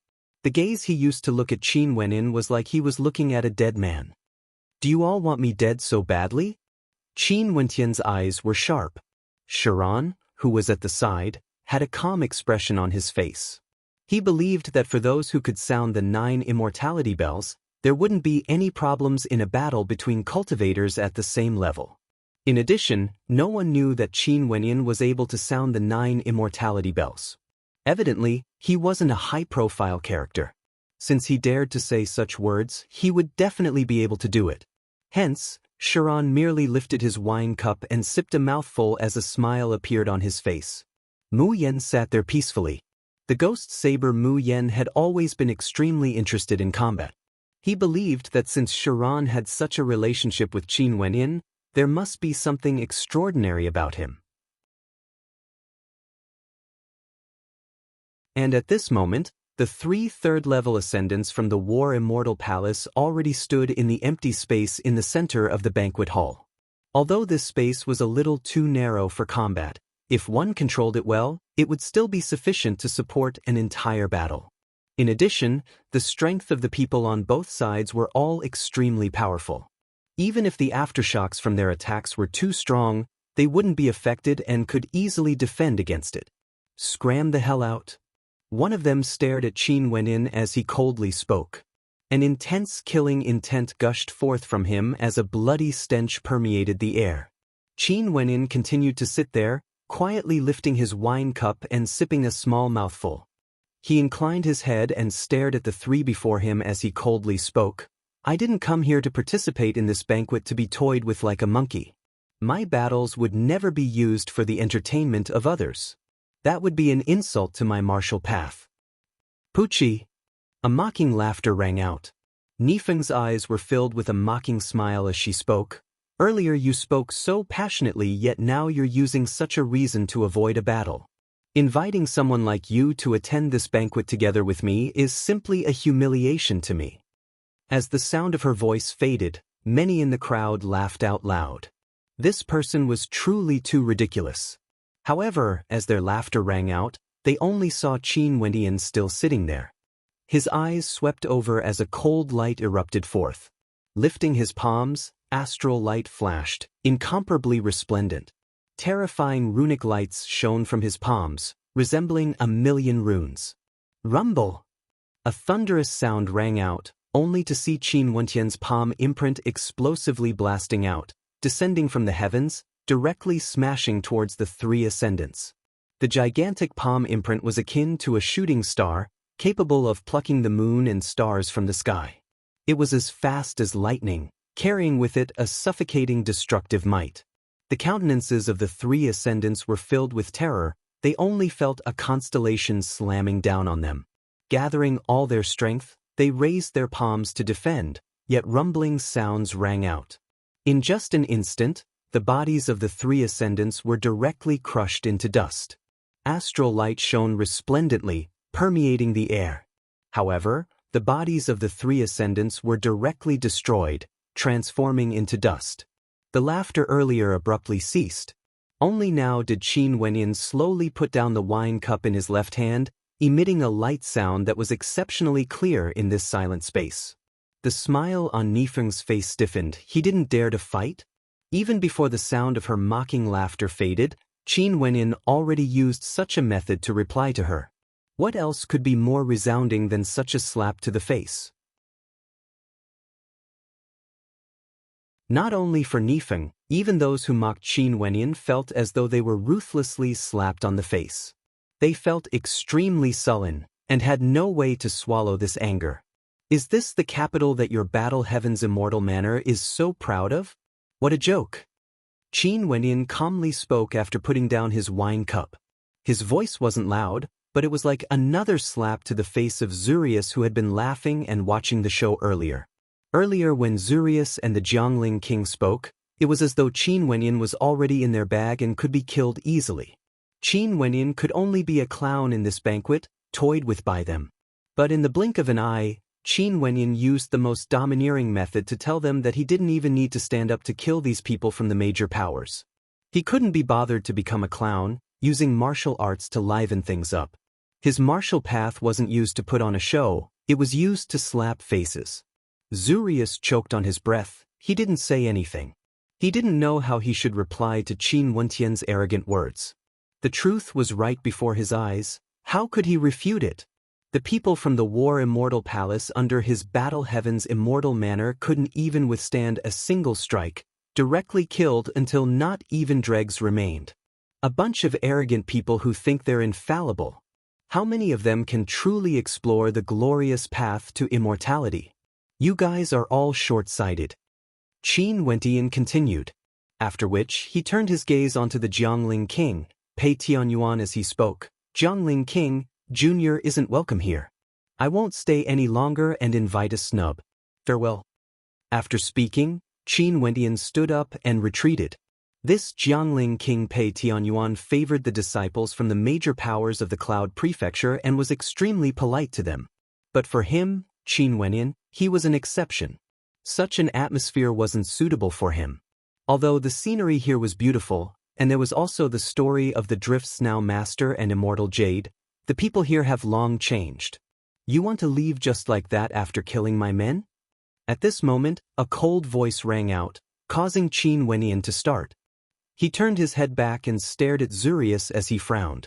His eyes flashed with mockery. It's fine if people from the Battle Heaven's immortal manor are useless, but to think that they can actually be so shameless to such an extent.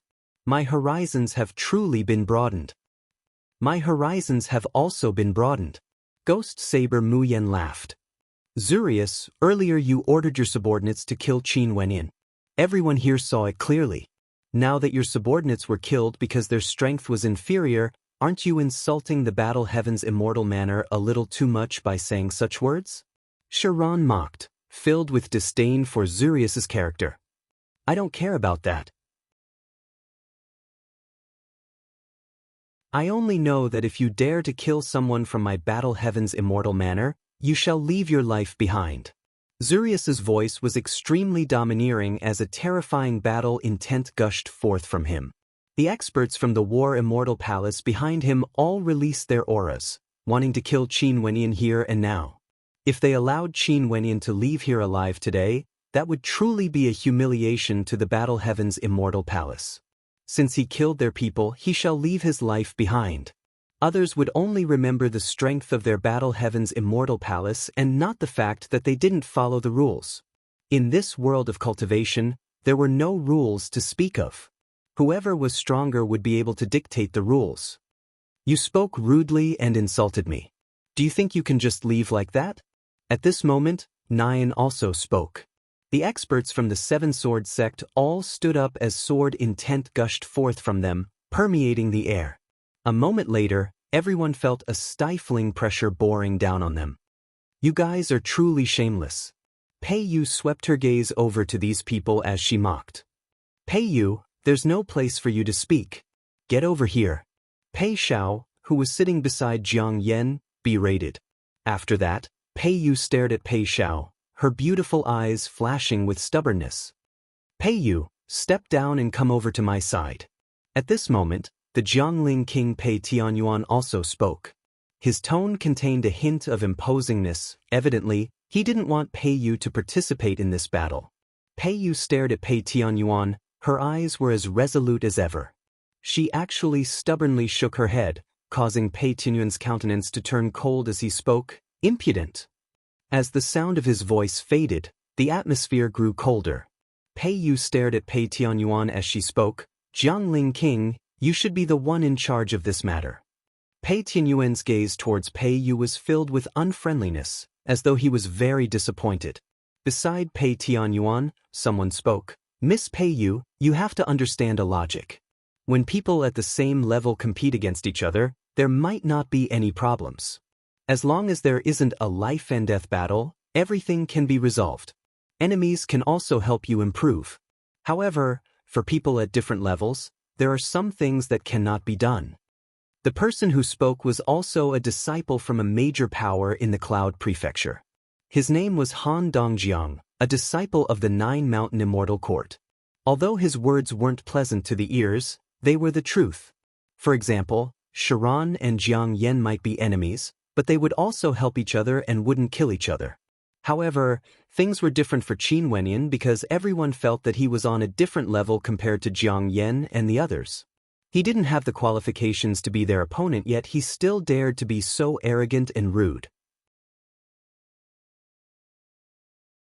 In that case, what awaited him was only doomsday. Even if Sharon wanted to protect him, it would be extremely difficult. Most probably, these people wouldn't spare Qin Wenyan. As for the Jiangling king Pei Tianyuan, he couldn't be bothered with such matters. If these people wanted to deal with Sharon at his banquet, he would object. But if they wanted to deal with Qin Wenyan, he naturally wouldn't interfere.